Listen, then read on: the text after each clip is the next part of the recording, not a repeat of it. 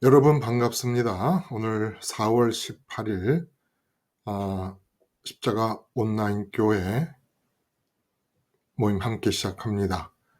제가 기도드리고 시작하겠습니다. 하나님 아버지,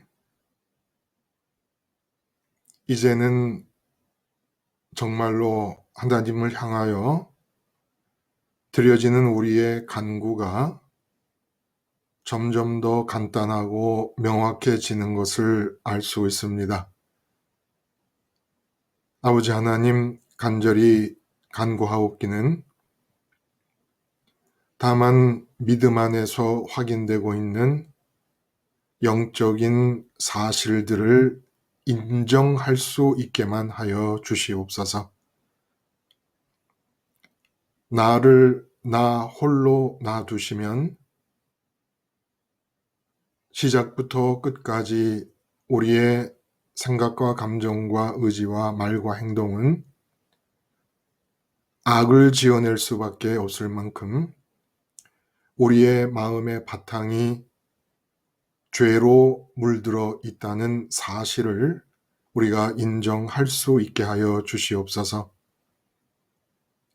우리의 마음이 있음을 느끼고 좋음을 확신하고 소원을 발동시킬 때에 오직 하나님 말고 이 세상 모든 것을 다 받아들이고 있는 우리의 죄적 체질을 사실로 받아들여서 주님의 십자가에서 주님께서 그러한 나의 죄적 체질로 인해서 죽으셨다는 이 사실을 사실로서 인정할 수만 있게 하여 주시옵소서. 잊어버리지 않고 십자가에서 주님의 죽으심이 나의 죽음을 이루어 주신 것을 기억하며 인정함을 통해서 이제 우리가 온전히 부활하신 주님과 연합하게 되는 사실을 확인할 수 있게만 하여 주시옵소서.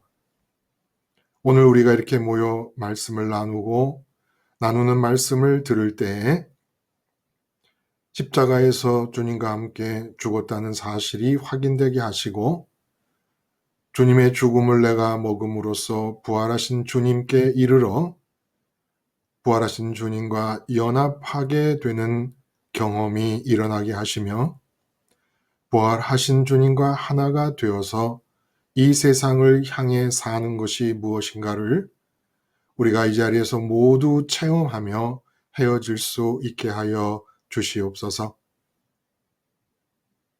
정말로 이 세상 사람들로서는 이해가 안 가는 말들이 오고 갈 것입니다.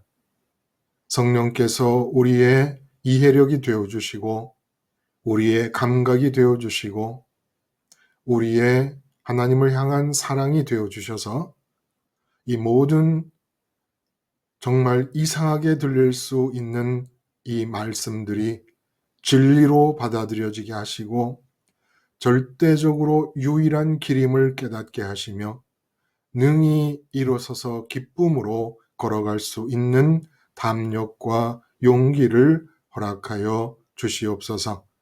마지막까지 성령께서 우리 모두를 한 은혜의 우산 아래 가두어 주시기를 바라오며 예수님의 이름으로 기도드리옵나이다. 아멘.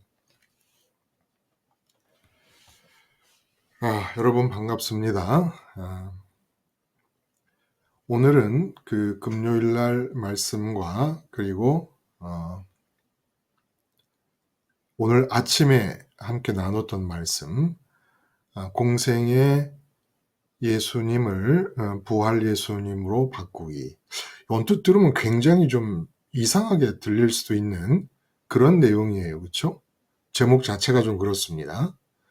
그리고 부활 예수님이 생선을 드신 이유, 이렇게 제목을 놓고 함께 우리가 말씀을 나눴습니다. 이 말씀 우리 오늘 나눌 텐데 오늘도 말씀을 들으신 분 중에서 말씀이 다 들으셨겠죠. 그렇게 믿습니다. 말씀을 들으신 분들 중에서 좀 이걸 좀 나눴으면 좋겠다 하는 그런 부분이 있으면 함께 나누면 좋겠습니다.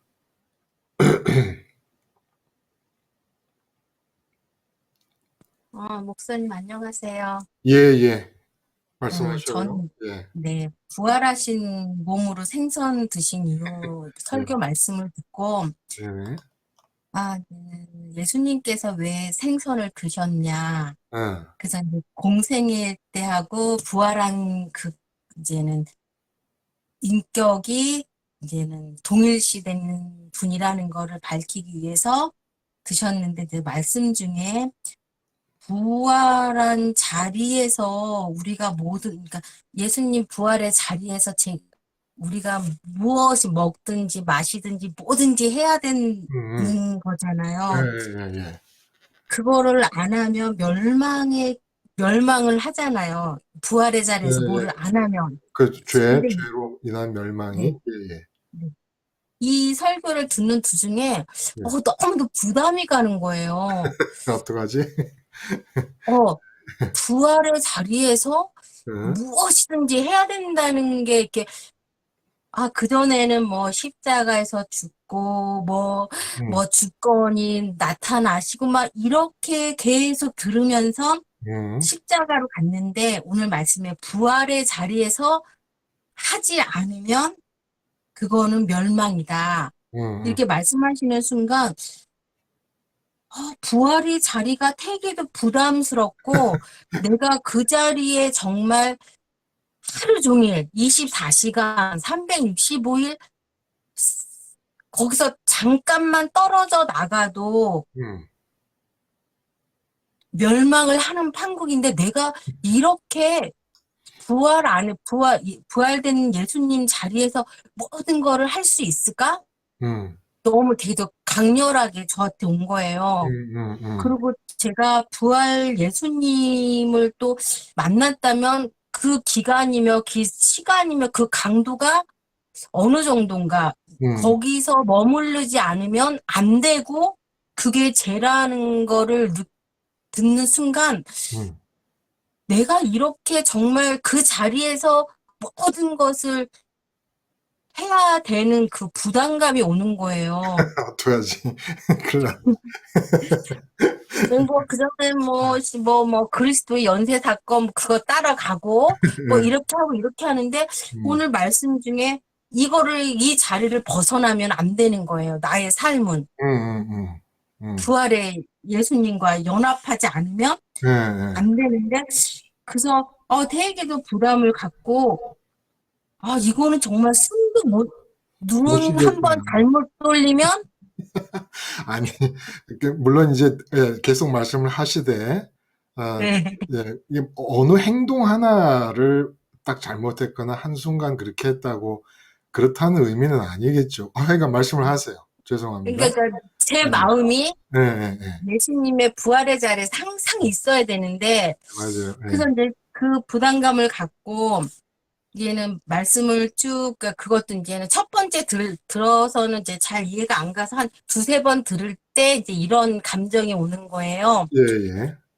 근데 이제는 이 설교를 계속 하시면서 부활의 자리에서 내가 부활한 예수님 자리가 되게 부담스러웠는데 음.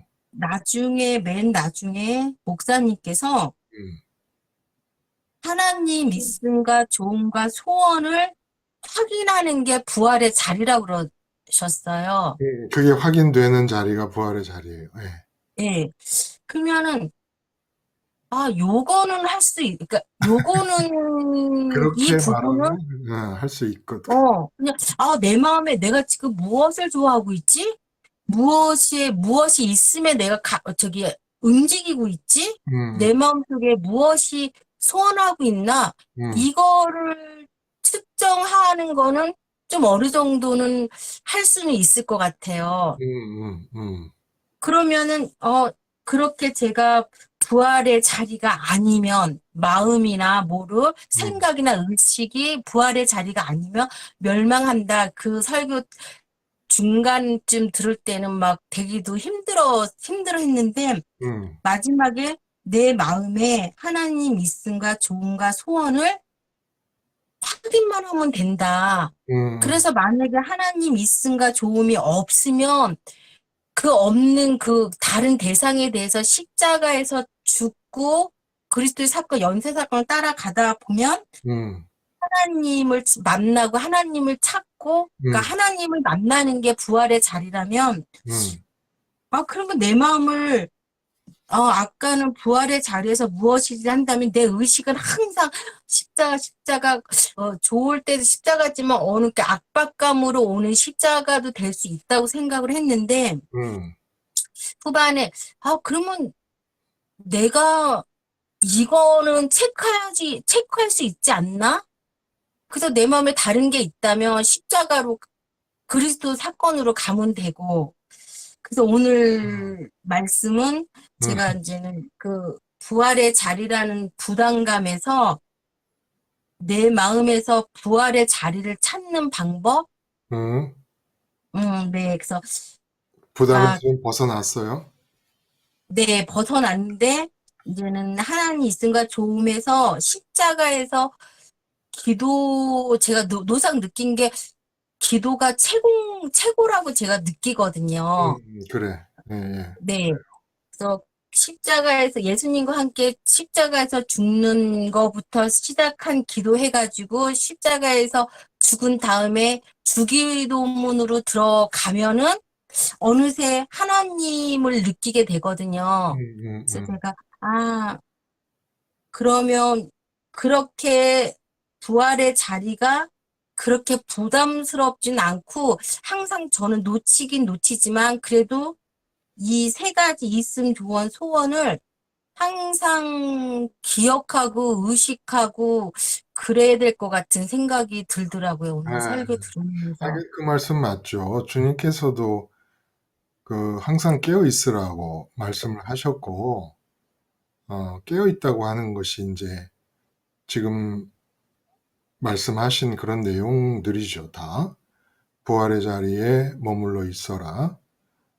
또 항상 기뻐하라, 쉬지 말고 기도하라, 범사에 감사하라는 것도 사실은 항상이라고 하는 말, 그리고 쉬지 말고, 그리고 범사에 이 말 자체가 다른 여지를 주질 않고 있죠. 실제로.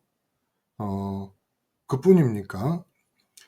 이제 항상 쉬지 말고 범사에라고 하는 말이 그리스도 안에서 일어날 일에 관해서 말씀을 하신 건데, 결국 그리스도라고 불릴 수 있는 예수님은 십자가에서 죽어서 부활하신 예수님이십니다.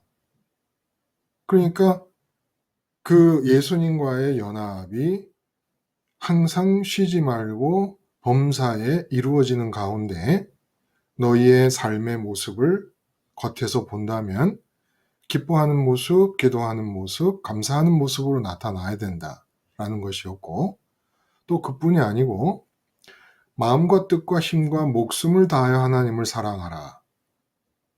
그러니까 마음과 뜻과 힘과 목숨을 다해서 사랑하기 때문에 마음과 뜻과 힘과 목숨 중에서 몰래 이렇게 쌈짓돈처럼 여분을 남겨두고 하나님을 사랑할 수가 없다는 얘기입니다. 근데 이렇게 몽땅, 전부, 완전 이 말이 힘든 것 같아도 사실은 이 말이 우리에게 엄청난 자유를 주는 거예요. 엄청난 자유를 줍니다. 근데 이제 왜 이게 부담스럽고 힘들어 보이느냐 하면 계속 그게 지금 반복돼서 말씀이 되고 있는 중입니다만은 너무 우리가 익숙해 있고 또 한 가지 문제는 그러니까 익숙해 있다는 건 세상에 있음과 세상 것에 대해서 있음을 느끼고 좋음을 확신하고 그리고 소원을 발생시키는 일이 세상 것에 대해서 적용되는 게 너무 익숙하기 때문에 그렇게 이제 부담으로 느껴지실 수도 있겠고, 또 한 가지는 우리가 지금 함께 나누고 있는 방식으로 기독교를 소개받지를 못해. 그러니까 복음, 기독교라는 말보다 더 적절한 말은 복음을 우리가 지금 나누는 방식으로 소개받은 적이 별로 없다는 거예요. 너무, 그러니까 우리가 어렸을 때부터 복음은 이런 것이다라고 주일학교 선생님들도 십자가 생활화를 하고 있는 중에 어떻게 십자가 생활화라고 하는 것을 아이들에게 가르칠 수 있을 것인가 해서 기독교 교육학자들도 다 거기에 집중을 해서 아이들에게 그렇게 가르치고 그랬다 그러면 지금 오히려 이거 세상이 이렇게 살기가 편해도 될까? 이런 느낌을 갖고 살아도 살고 있지 않겠는가 하는 그런 생각이 드는 거예요. 그리고 또 한 가지는 김수희님이 그렇게 부담스러워하는 것은 당연하게 느껴지는 것이 왜 그러냐면 그 죄라고 하는 게 김수희님 혹시 그 죄가 뭐다? 내가 이렇게 일상적으로 죄가 뭐다라고 생각하고 엄마 죄가 뭔데 자꾸 죄를 회개하고 죄에서 벗어난다고 이런 얘기를 죄 사함이 필요하고 이런 얘기를 해. 죄가 뭐야? 라고 하면 김순희님은 그 아이들에게 어떻게 말씀을 하시겠어요? 지금은 이렇게 얘기할 것 같아요. 네. 내 마음에 하나님 말고 다른 것을 담는 게 죄라고. 그게 이제 쉽고 그리고 그 딸아이나 아들아이가 자기 삶의 현장이 있을 거 아닙니까? 그러면 그 삶의 현장에 갈 때마다 항상 무엇인가에 대해서 존재감을 느낄 거란 말이에요. 그런데 백합화를 볼 때도 공중에 나는 새를 볼 때도 그러셨던 것처럼 우리의 자녀들이 어느 삶의 현장에 아들은 군대가 있고 그러면 군대가 있다고 할 경우에는 네가 존재감을 느끼는 게 너의 상관이든지 중대장님이든지 고참이든지 그렇게 존재감을 느낄 거 아니냐. 근데 그게 죄라고 하는 거다. 복음에서는. 아니 그러면 엄마 내가 그 중대장님의 존재감을 안 느끼면 어떻게 군대 생활을 해? 아니 하나님의 존재감을 먼저 느끼지 않으면 그게 죄야. 왜냐하면 중대장님의 목숨도 중대장님 스스로 붙잡고 있는 게 아니라 하나님이 붙잡고 있는 것이고 그래서 다니엘 같은 사람은 포로로 잡혀가서 외국 사람으로서 살다가 사자밥이 되어야 되는 상황에서도 하나님의 존재감을 먼저 인정하는 바람에 사자굴에 던져졌지만 사자의 입도 주장하시는 것이 주권자 하나님이셨기 때문에 그 사자굴에 들어가서도 살아났다. 취직을 하게 되면 당연히 사장님의 존재감이 제일 크다고 하지만 그건 다 죄 속에서 태어난 사람들에게 당연하게 보이는 일일 뿐이지 그거는 정상적인 일이 아니고 절대 당연한 일이 아니다. 그 사장님이 태어나신 것부터 죽을 때까지를 하나님 결정하고 계시는데 하나님의 있음이 먼저 느껴져야지 사장님의 있음이 어떻게 먼저 느껴질 수가 있느냐. 그 사장님을 있게 하신 하나님께서 주권을 가지고 그 너희 회사를 쳐다보고 있지 않냐. 이게 죄인 거예요. 있음의 느낌이 하나님 말고 이 세상 것에 적용되고 있어서 주권자 하나님이 백합화도 공중에 나는 새도 내 머리털까지도 다 알고 계시고 주권적으로 주도하고 계시는 가운데 자꾸 나는 내 몸속에 내 뼛속에 내 세포 속까지 들어온 주권자이신 하나님의 있음 대신에 자꾸 다른 존재의 있음을 느낀단 말입니다. 그러면 하나님의 있음을 느끼는 가운데 그 있음의 느낌이 왜 중요하다고요? 생각과 감정과 의지를 결정해 버리거든요. 어떤 생각을 하느냐, 어떻게 감정으로 느끼느냐, 어떤 의지를 갖고 계획하고 뜻하고 행동하려고 하느냐, 어떤 말과 행동을 하느냐가 그 있음의 느낌에서 다 결정되고 있는 것 중에서 좋다고 확신이 되는 것들을 붙잡고 소원을 하면서 사는 게 인간이기 때문에. 그렇다면 어떤 문제가 생기느냐 하면 지금 이 세상 사람들이 말하고 행동하고 생각하고 감정으로 느끼고 의지를 작용하고 있는 그 상황 전체가 있음의 느낌이 하나님이 아니고 좋음의 확신도 하나님이 아니고 소원도 하나님이 아니에요. 그냥 죄예요, 그게. 죄. 그러니까 죄 속에서 내가 행동하고 말을 한다는 것은 악을 빚어내는 걸 말하는 겁니다. 좀 통째로 죄이기 때문에 부활의 자리에서 삶의 재진입에 들어가지 않으면. 왜 재진입이라 그래요? 십자가에서 죽음으로써 예수님과 동일시해서 세상을 빠져나온 사람이니까. 그래서 이 부활의 자리로 이르기 위해서 죽는 거예요. 아내에 대해서, 남편에 대해서, 자식에 대해서 죽고 다 죽는 겁니다.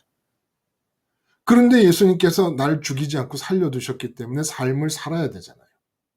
이 삶을 살아야 된다라고 하는 이 점에 있어서 부활의 자리로부터 출발해서 삶이 시작되지 않으면 그냥 다 죄인데 어쩔 수 없이. 그러면 사람은 또다시 하나님보다도 그 자리에 보이지만 않았지 분명히 하나님이 주권자로 개입하고 계시는 현장에서 자꾸 하나님의 있음, 하나님의 존재감보다 다른 세상 것의 존재감, 하나님에 의해서 있게 된 것들에 대한 존재감을 먼저 느끼고 그 존재감을 먼저 느끼는 것 중에 좋다고 확신하는 것들을 붙잡고 소원하면서 살아가니까 이건 뭐 죄 아닌 게 없는 거죠. 죄 아닌 게.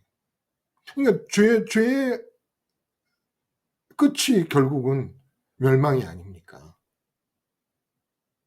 그리고 김수님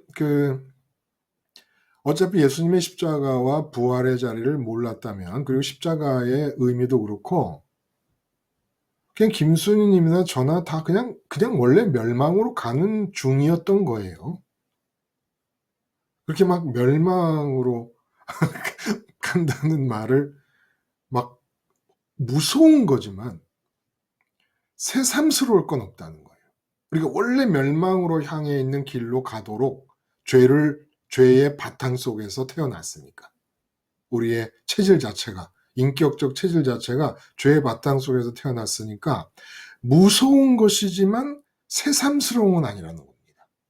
멸망으로 간다는 게. 근데 그렇게 멸망으로 갈 수밖에 없는데 십자가와 부활을 얘기하시면서 부활로부터 나오는 삶의 행동들이거나 삶의 이 내용들이 아니면은 멸망으로 간다. 맞아요. 김수님 말씀대로 어떻게 내가 그럴 수 있나 싶은 생각이 사실은 든데 우리가 지금 제가 말씀을 드리는 것과 같은 내용을 끊임없이 우리가 되새기고 반복하고 어렸을 때부터 그렇게 배웠다면 죄라고 하는 것 어떤 자리에 가든지 그 자리에 있는 모든 사람, 그 자리에서 일어나는 모든 사건, 모든 일은 다 하나님에 의해서 있게 된 것들이니까 지금도 하나님이 그렇게 붙잡고 주관하고 계시니까 어떤 삶의 현장에서든지 하나님의 존재감을 제일 먼저 느끼자.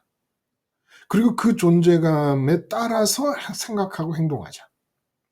그리고 그 상황에서 하나님이 제일 좋으시다는 걸 믿자.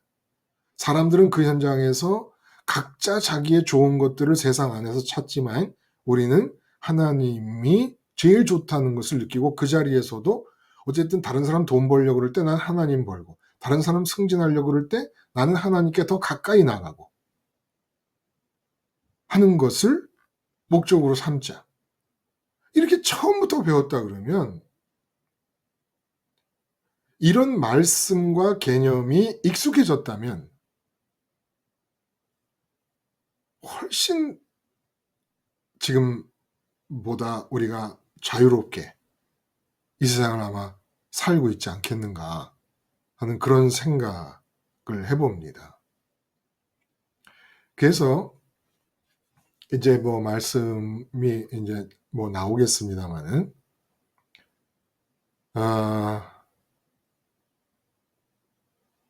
이 기독교를, 그러니까 복음을 공생의 예수님, 십자가 예수님, 부활의 예수님, 이 세 예수님으로, 예수님이 세 명이라는 뜻이 아닙니다. 이 세 개의 과정을 거치셨으니까 이 세 개의 과정을 거치신 예수님으로 복음을 정의하자면 어떻게 정의를 할 수 있을까요? 지금 우리가 다루는 부활의 문제라든지 이런 것이 정말 너무도 근본적인 문제들을 지금 다 이 쟁기로 밭을 갈아엎듯이 갈아엎으면서 지금 가고 있는 거거든요. 근데 이 세 단계의 예수님으로 복음을 정의하자면 어떻게 정의를 할 수, 우리가 예수 그리스도라고 할 때 예수는 그리스도를 통하여 되어야 할라, 그리고 그리스도는 내가 동일시해야 될 예수, 이렇게 정의를 내렸습니다.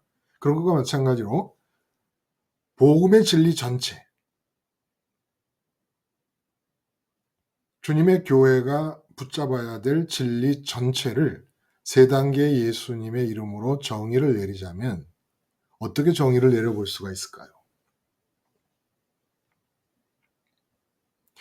공생의 예수님은 하나님의 아들이신 분이 인간의 몸을 입고 이 세상에 오셔서 공생의 기간을 살면서 정말 참 하늘아버지가 계획하셨던 인간, 참 인간이 어떤 존재냐라는 것을 보여주신 겁니다. 공생의 예수님은.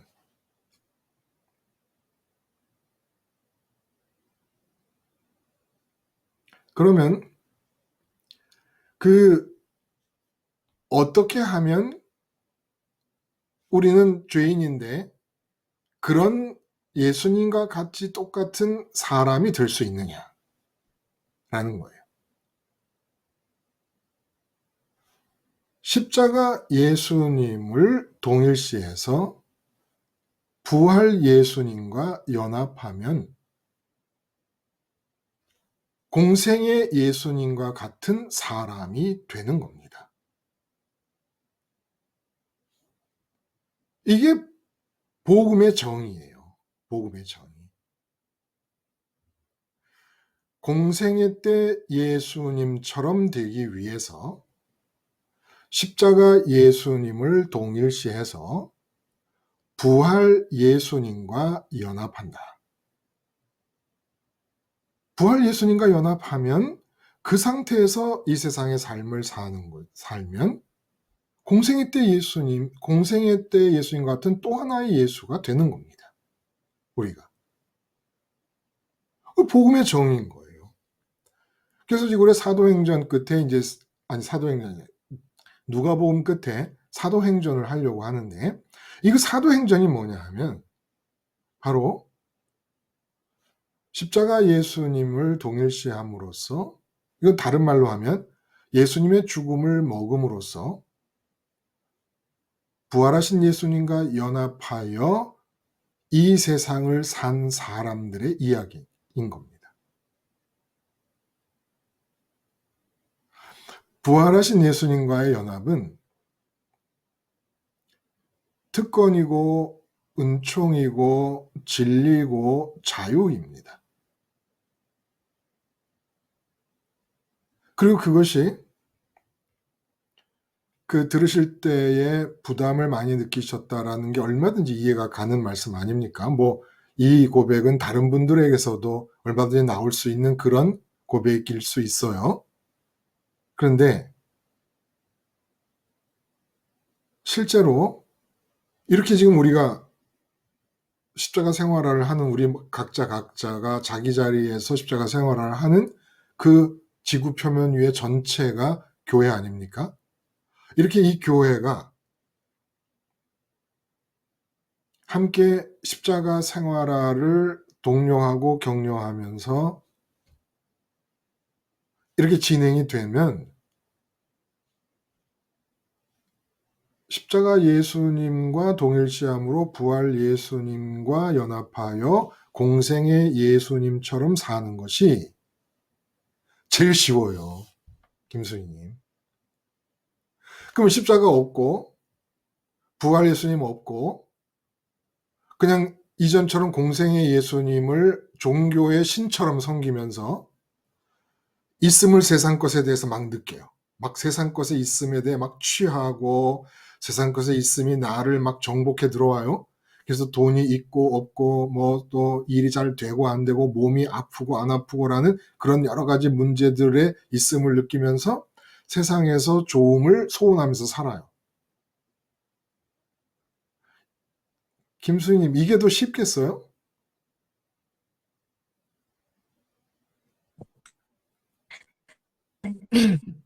제가 어, 목사님 만나기 전에는 그렇게 살았었잖아요.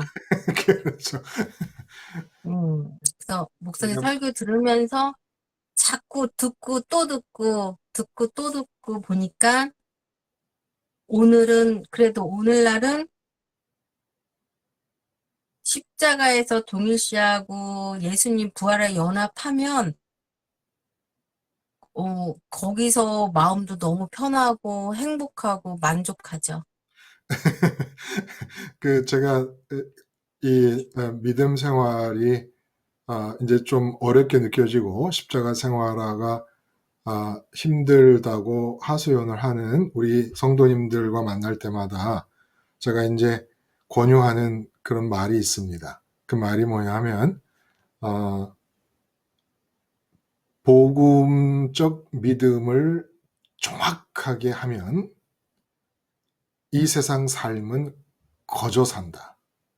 그런데 복음적 믿음을 대충 해버리면 이 세상 삶을 내가 다 살면서 가시밭길을 가야 된다. 항상 그 말씀을 합니다. 그러니까 딴 걱정하지 마시고 복음이 뭐냐? 십자가에서 죽으신 예수님과 나를 동일시해서 부활하신 예수님과 연합함으로써 공생애 때 예수님 같은 삶을 사는 것이다. 라고 정의를 해놓고 이게 정확하게 이루어지게 하는 겁니다. 여기에 온 신경을 다 써보는 겁니다. 어차피 신경이 쓰이잖아요. 그렇죠? 신경은 쓰라고 있는 것이고 마음과 뜻과 힘도 쓰라고 있는 것이에요. 그래서 다 하라고 말씀을 하신 거잖아요. 근데 하나님을 마음과 뜻과 힘과 목숨을 다해서 사랑하는 것이 십자가에서 세상에 대해 죽는 거거든요. 세상에 대해서 죽는다는 것은 세상에 대해서 마음과 뜻과 힘을 안 쓴다는 거잖아요. 근데 예수님과 함께 죽고 나서 부활한 자리에 있게 되면 세상 밖으로 나갔으니까 마음과 뜻과 힘을 딴 데 쓸래야 쓸 수가 없잖아요. 죽었으니까 세상에 대해서는.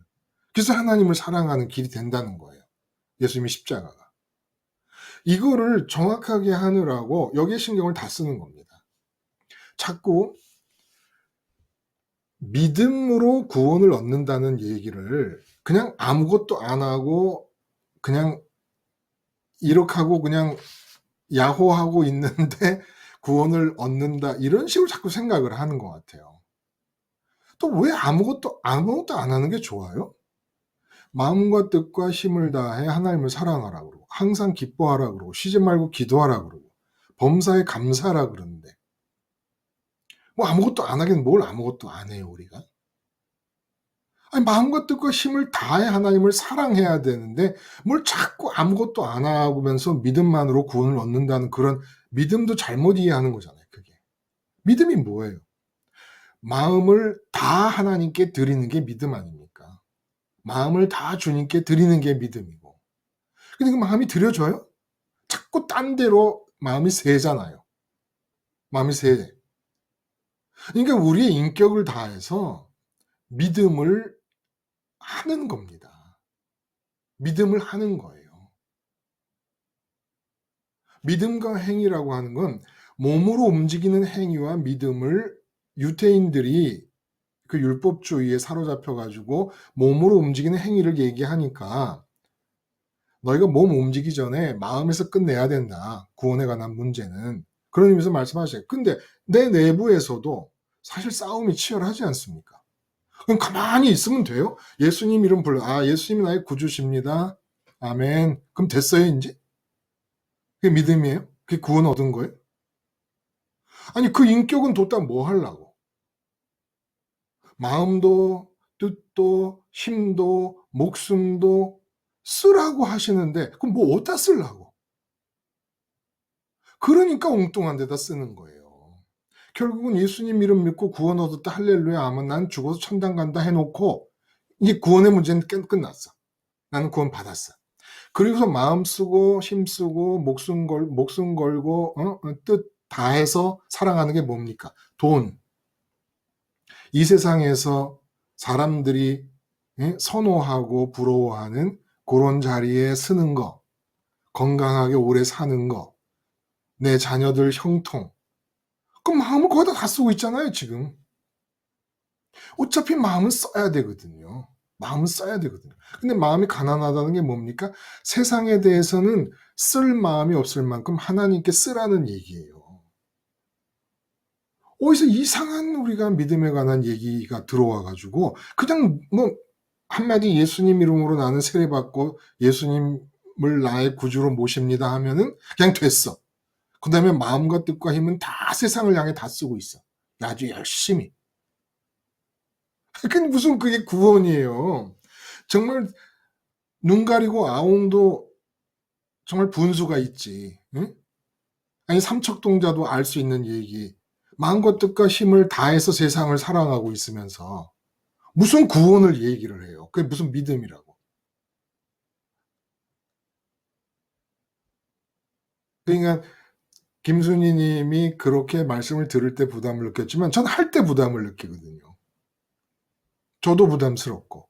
근데 우리가 잘못 배워서 그래요. 잘못 배워서 그래요. 자유예요, 자유. 마음을 하늘에 계신 하나님께 다 드리라는 것은 그래서 이 세상에선 마음이 가난해라. 가난해라. 가난한다는 건 뭐예요? 마음을 지불하려고 이렇게 주머니를 털어보니까 내 마음에 여분이 없어. 하나님께 다 드리는 바람에. 세상의 일에 대해서는 쓸 마음이 없어. 그런 상태가 부활의 상태라는 거예요. 부활의 자리에 이른 상태라는 거예요. 근데 그렇게 해서 내 마음과 뜻과 힘을 쓸 수 있는 여분이 아무것도 안 남았거든? 근데 그때부터 공생의 예수님의 삶이 내게서도 시작이 된다는 겁니다. 하나님의 마음과 하나님의 뜻과 하나님의 힘으로. 하나님이 정해놓으신 기간까지. 예수님이 뭐라 그랬어요? 내 힘으로는 아무것도 못한다. 나는 스스로 아무것도 못한다. 오직 아버지께서 하시는 일을 보고 아버지께서 가르치시는 말씀만 나는 한다. 그랬잖아요. 그러니까 예수님은 이 세상을 사는데 당신의 마음과 뜻과 힘은 정말 좁쌀할 만큼도 사용하지 않으신 거예요. 세상에서 제일 자기 힘을 들이지 않고 아무 노력도 안 한 분이 누군지 아십니까? 예수님이에요. 인류 역사상 자기 생애에 대해서 예수님처럼 자기의 마음과 뜻과 힘을 안 쓴 분이 없다는 겁니다. 그러니까 어떻게 말하면 천하의 게으름뱅이 같이 들리잖아요. 근데 어디다 쓰나 봤더니 마음과 뜻과 힘을 다 아버지께로 다 드려버리는 거예요. 그리고 말씀하십니다. 나처럼 세상에 대해서 여분이 안 남을 정도로 마음을 하나님께 다 써버리잖아. 그럼 천국이 진짜 내게 돼. 이 세상에서 무슨 잡다한 무슨 성공 따위 같은 거 이런 생각하지 마. 천국이 내게 되는 거야. 마음을 다 써버리면 다 써야 돼요. 다 써야 돼. 깡그리 다 써야 돼요. 그래서 이 세상에 부활의 자리에서 삶이 시작될 때는 먹고 마시는 것까지 이거 내 힘으로 먹는 게 아니다. 하나님의 힘으로 먹는 거다. 스스로 아무것도 못하는데 아무것도 예수님은. 그러니까 예수님으로서는 먹는 것도 마시는 것도 숨 쉬는 것도 당신 힘으로 못한다는 뜻입니다. 극단적으로 말을 해보자면. 그러니까 세상에 자기 자신의 생애를 위해서 땀 한 방울도 흘리지 않은 분이 예수님인 거예요. 어떻게 보면 참 염치도 좋으셔. 어떻게 그렇게 살 수가 있어요? 그런데 자기 자신의 생애를 위해 자기 자신의 땀 한 방울도 안 흘린 그분이 세상을 구원하십니다. 왜? 자기 힘을 한 방울도 안 들였기 때문에. 우리는 왜 세상 구원은 고사하고 옆에 사람도 구원을 못하는 줄 아십니까? 옆에 사람에게도 천국의 기운에 영향력을 끼치지 못하는 줄 아십니까? 삶을 살아가는데 내 힘이 너무 많이 들어가. 내 힘이. 내 노력과 수고가. 그러니까 세상에서 볼 때는 아주 성실한 것 같아. 생각하고 걱정하고 고민하고 잠도 못 자고 내 미래를 걱정하며 얼마나 성실하고 열심인지 몰라요. 마음과 뜻과 힘을 다해 내 생애를 붙잡고 내가 이끌어가려고 애를 씁니다. 그래서 나조차도 구원을 못하는 거예요. 나 개인조차도. 예수님, 거듭 말씀드리지만 어쩜 그렇게 염치가 없을 수가 있어요? 아니, 세상에 태어난 한 분의 사람으로서 당신의 마음과 뜻과 힘을 그렇게 안 쓰면 어떡해? 염치도 좋으시지. 근데 그분이 구원을 하세요. 인류를. 여러분, 여러분의 마음과 뜻과 힘을 쓰잖아요. 하여간 여러분의 마음과 뜻과 힘을 여러분이 여러분 생애를 위해서 썼다. 여러분이 여러분 생애를 위해서 있음의 느낌과 좋음의 확신을 가지고 그 좋음의 확신을 따라서 소원하는 대로 여러분의 마음과 뜻과 힘을 다 거기서 경주했다. 그 여러분 망하는 거예요. 여러분도 구원을 못해요. 여러분의 힘이 들어가면 여러분의 마음이 들어가고 여러분의 힘이 들어가고 여러분의 뜻이 여러분 생애에 들어가잖아요. 여러분의 계획이 여러분 생애에 들어가잖아요. 여러분도 구원이 안 돼요. 왜? 여러분의 생애를 위해서 여러분의 마음과 뜻과 힘을 쓰는 게 죄이기 때문에. 그게 죄이기 때문에. 원래부터 그런 법이 없어요, 아예. 내가 사는 내 생애를 위해서 내가 마음과 뜻과 힘을 쓴다는 법 자체가 없는 거예요. 근데 그걸 사탄이 그렇게 사는 거라고 아예 못을 꽉 박아버렸어요. 우리 머릿속에다가.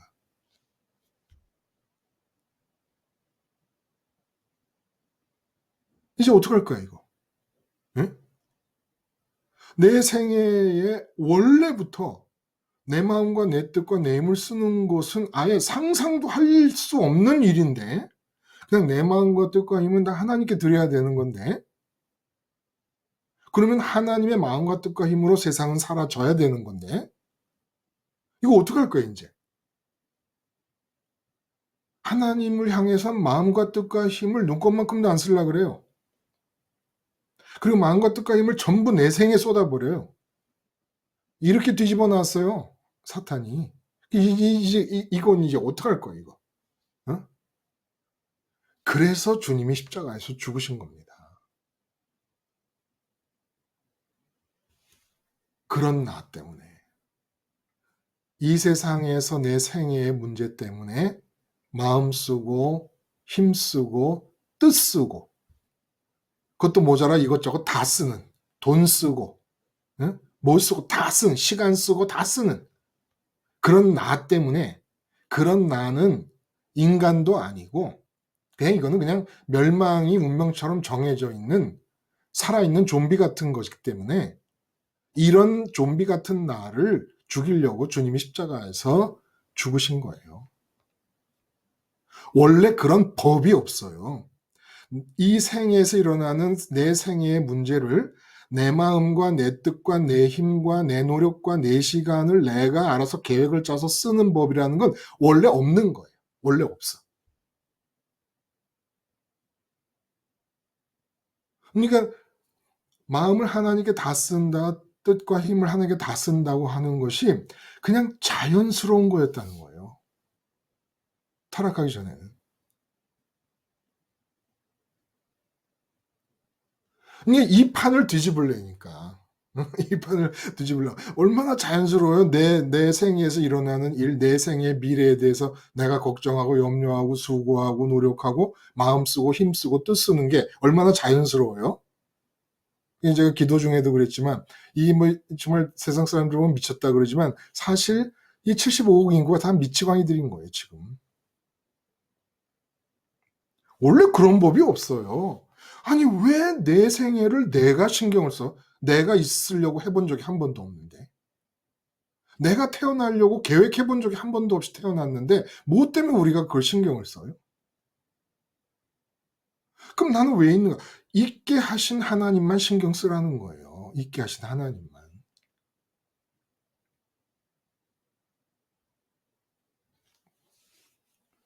그래서 주님이 죽으시고 부활하신 부활이 뭡니까?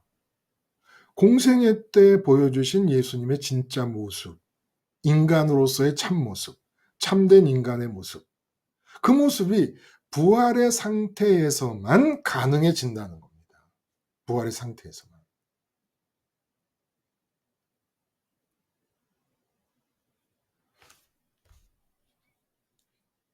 제가 말을 이제 쉽게 하지만 이렇게 과격한 전도, 과격한 뒤집혀짐, 업사이드 다운 된 인격적 상황. 이게 뭐 쉽게 그렇게 하루아침에 딱 정말 뭐 칼로 무 자르듯이 그렇게 되는 건 아니지요. 그러나 여러분 저한테 이 말씀을 들었어요. 원래가 내 이름 하에 진행되는 이 생애에 대해서 내 마음과 뜻과 힘을 쓰는 것이 아예 그런 법 자체가 없었다. 이 말씀을 들었어요. 안 들었을 때와 비교를 해 보세요. 아예 그런 법은 없는 거다. 그런 법은 없는 거다. 내 생애는 하나님의 마음과 하나님의 힘과 하나님의 뜻으로만 살아가는 것이기 때문에 예수님은 별나셔서 나는 아버지가 하는 걸 보지 않으면 스스로 아무것도 못한다라고 말씀하신 게 아니고 예수님은 진짜 인간의 모습을 오리지널한 인간의 모습을 드러내신 겁니다. 공생애 때 예수님이.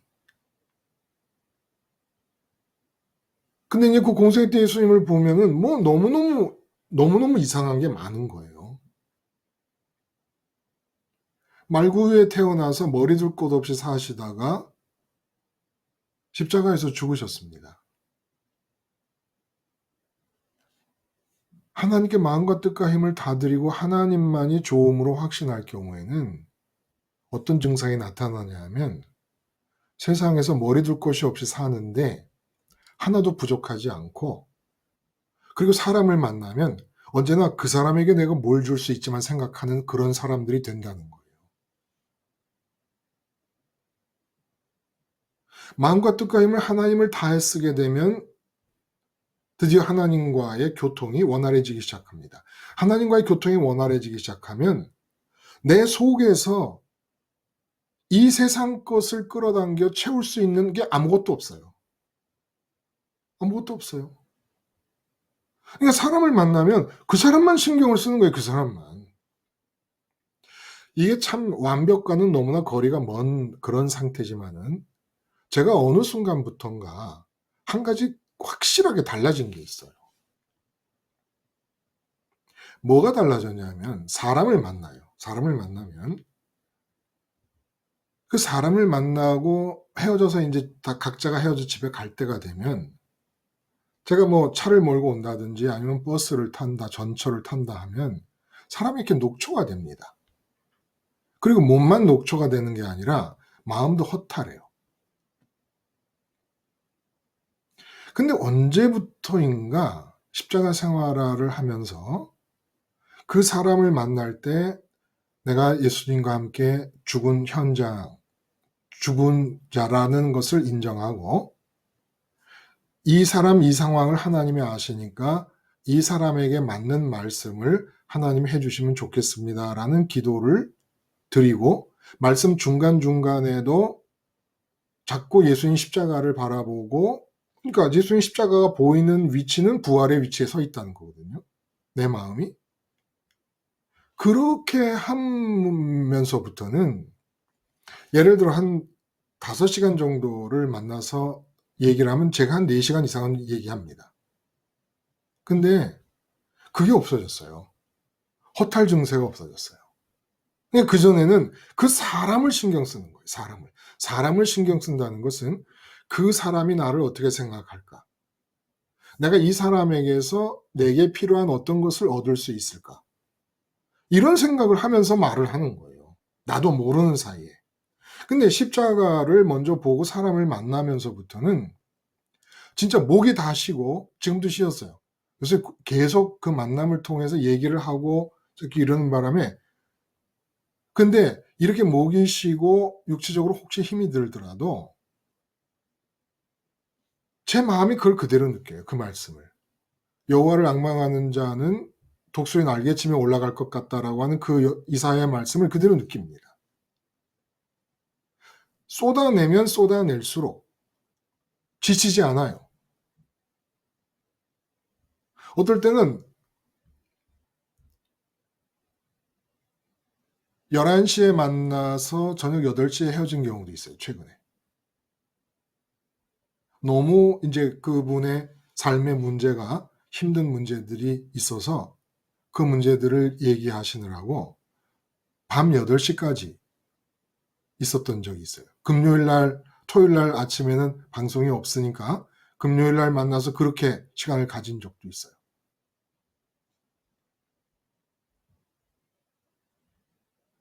그래서 예수님을 이해를 조금씩 하는 겁니다. 아, 머리 들 것도 없이 아무것도 없는 분이 누구만 만나면 주겠대. 누구만 만나면 자꾸 주려고 그래요. 왜냐면 당신은 마음과 뜻과 힘을 다 하나님께 드려버리고 난 뒤에 그 사람을 통해서 당신이 필요한 게 아무것도 없는 거예요. 마음도 하나님께 가 있고 뜻도 하나님께 가 있고 소원도 하나님께 가 있고 다가 있어. 있음의 느낌도 하나님께, 좋음의 확신도 하나님께, 소원도 하나님께 가 있어. 하나님을 소원하기만 해도 하나님으로 충만하지 않아도 하나님만 소원하는데 예를 들어 돈만 소원하는 사람이 여행을 가자 그러면 가겠어요? 여행이 좋겠어요? 돈 들어가야 되는데 그 시간이면 돈 벌어야 되는데 또 여행에 돈 쓰지. 그 시간 동안에 돈 못 벌지. 여행에 대한 관심이 없어요. 마찬가지예요. 하나님만 소원인 사람이 이 세상에서 뭘 갖고 싶어 하겠습니까? 지금 내가 만나고 있는 이 사람한테서 내가 하나님을 어떻게 얻겠습니까? 하나님만 소원해도 이웃 사랑이 되더라고요. 마음가짐 자체가. 하나도 원하지 않아요. 어떻게 주면 좋겠는가라는 생각이 자꾸 속성 자체가 그렇게 바뀌는 거예요. 사람을 만날 때. 근데 그게 사람 관계를 그렇게 자유롭게 할 수가 없다는 얘기입니다. 내가 누구를 만나든지 그 사람으로부터 원하는 게 아무것도 없고 어떻게 하면은 줄 수 있을까? 준다는 게 뭐예요? 결국 내가 가진 최고를 주는 거 아닙니까? 내가 가진 최고가 뭐예요? 하나님이에요. 그럼 내가 가진 최고인 하나님께로 어떻게 이 사람을 조금이라도 밀어붙일 수 있을까? 그거 위해서 11시에 만나 가지고 8시까지 떠든 거예요.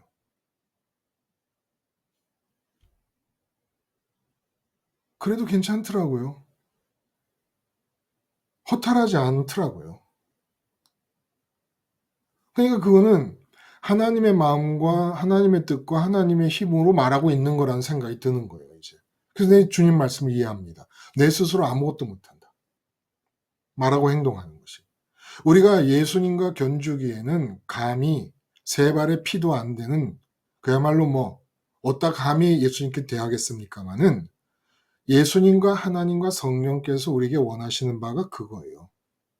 공생애 때 예수, 또 하나의 예수가 너에게서 보여지기를 바란다.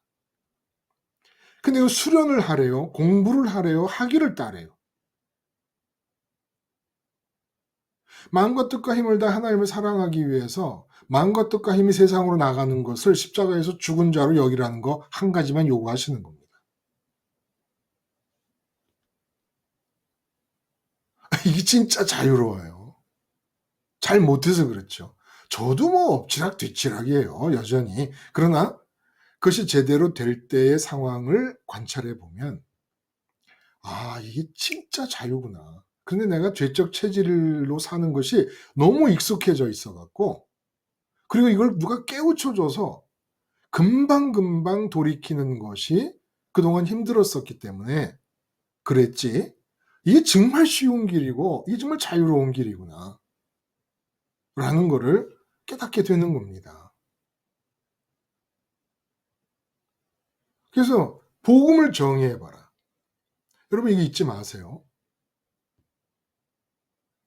공생애 때 예수님이 진짜 인간이 누구냐? 마음과 뜻과 힘을 다해 하나님을 사랑하고 하나님의 마음과 하나님의 뜻과 하나님의 힘으로 이웃을 대하는 사람. 이게 진짜 사람인 거예요. 근데 지금 우리는 죄적 체질 속에서 마음과 뜻과 힘을 다하여 이 세상 나의 삶을 사랑하고 하나님과 아버지와 성령님까지 내 삶을 위해 끌어당기려고 하며 살았던 사람들입니다. 땅으로 끌어내리려고 하나님까지도 예수님까지도 성령님까지도 그러면서 살았다. 그러니까 진짜 마음과 뜻과 힘을 전폭적으로 세상을 향해 쓰던 사람들이에요. 이 십자가에서 죽자 하니까 조금씩 죽을 때마다 마음과 뜻과 힘이 세상을 향해 나가는 게 정지만 되어도 벌써 마음이 편안하다, 평강을 느낀다 이런 말씀을 고백을 하시는 분들이 나타나는 거예요. 여기저기서. 공생의 예수님이 참 인간을 보여주셨습니다.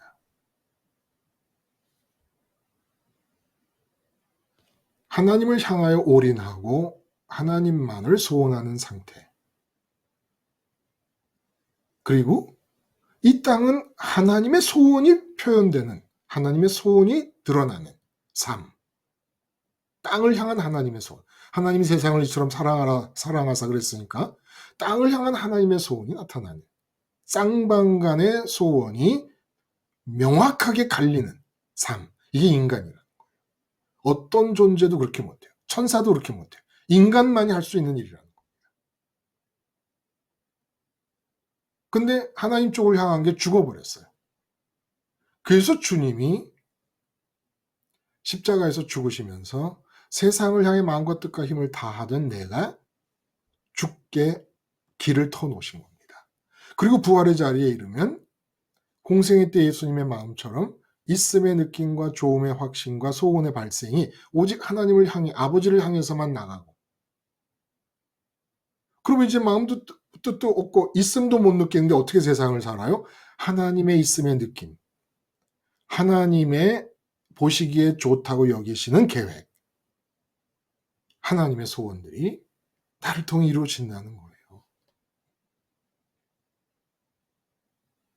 그래서 부활의 자리는 하나님께 올인하는 자리, 세상은 거저 살게 되는 자리.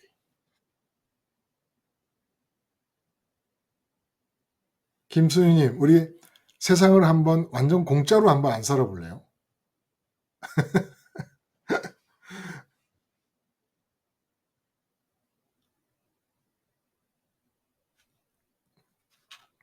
근데 이제 오늘 본문은 누가가 마지막으로 어떻게 부활의 예수님께로 그럼 가냐? 어떻게 부활의 예수님을 만나냐? 부활의 예수님과 연합을 하려면 부활의 예수님 만나야 되잖아요. 어떻게 그럼 예수님을 만나냐 하는 문제를 누가복음의 결론부로 바짝 드러내서 우리 눈앞에 갖다 들이대는 겁니다. 어떻게든지 부활의 예수님을 놓치지 마라. 어떻게든지 놓치지 마라.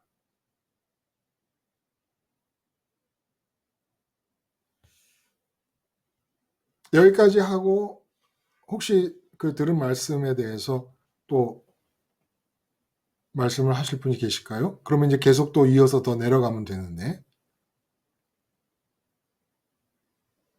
그러니까 네, 그 안녕하세요, 목사님. 예, 예, 예. 예, 장기욱입니다. 예, 말씀하셔. 예. 네네. 감사합니다. 예. 예.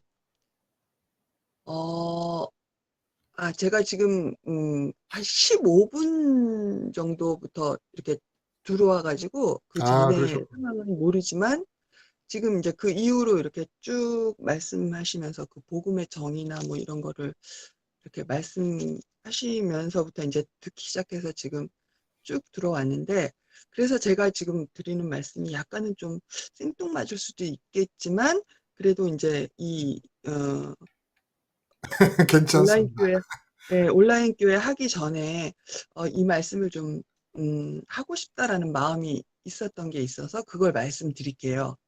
예. 네네.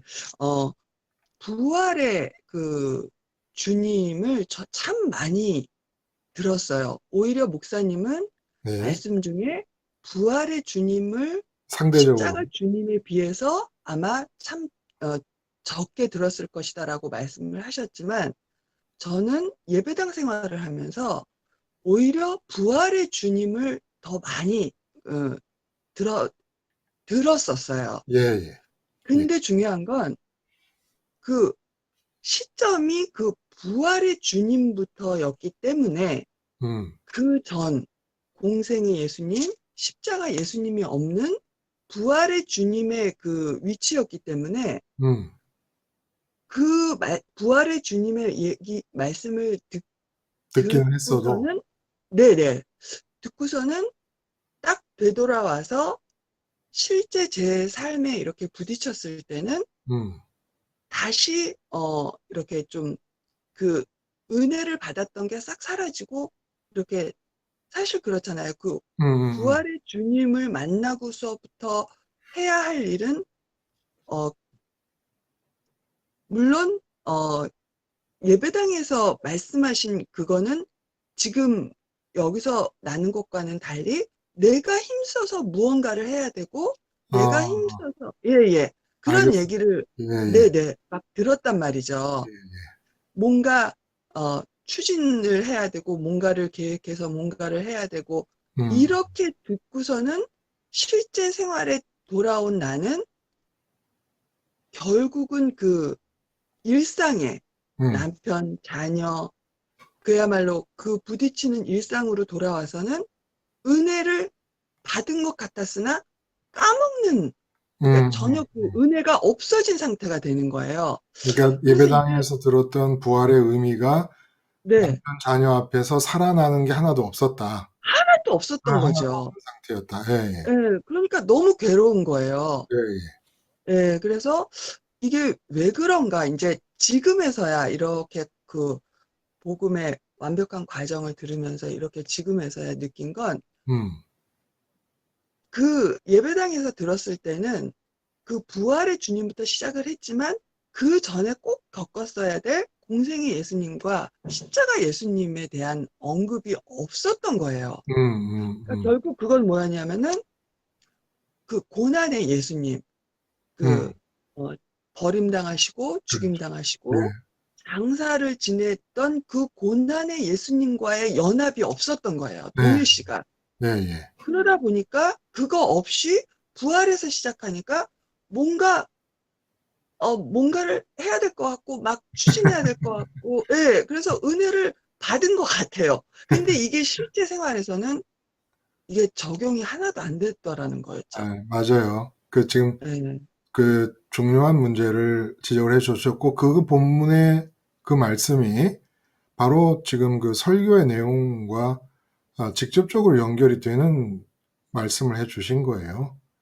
그 그러다 보니까 예. 그 에마오에 네. 가는 그 두 사람과 같은 항상 그 눈이 가리워진 상태였던 거예요. 예, 예. 그래서 그냥 슬픔에 머물러만 있었던 거예요. 왜냐하면 이게 직접 삶에 적용이 돼서 결국은 그 그리스도 안에서 기쁨과 항상 그리스도 안에서 기쁨을 누리고 기도를 하고 감, 감사를 누려야 되는데 그게 아닌 상태다 보니까 그냥 눈이 가리워져서 그냥 슬픔만 이렇게 음, 적용이 안 되니까 슬픔이 더 많았던 그런 음, 신앙생활을 했었던 것 같아요. 예, 예.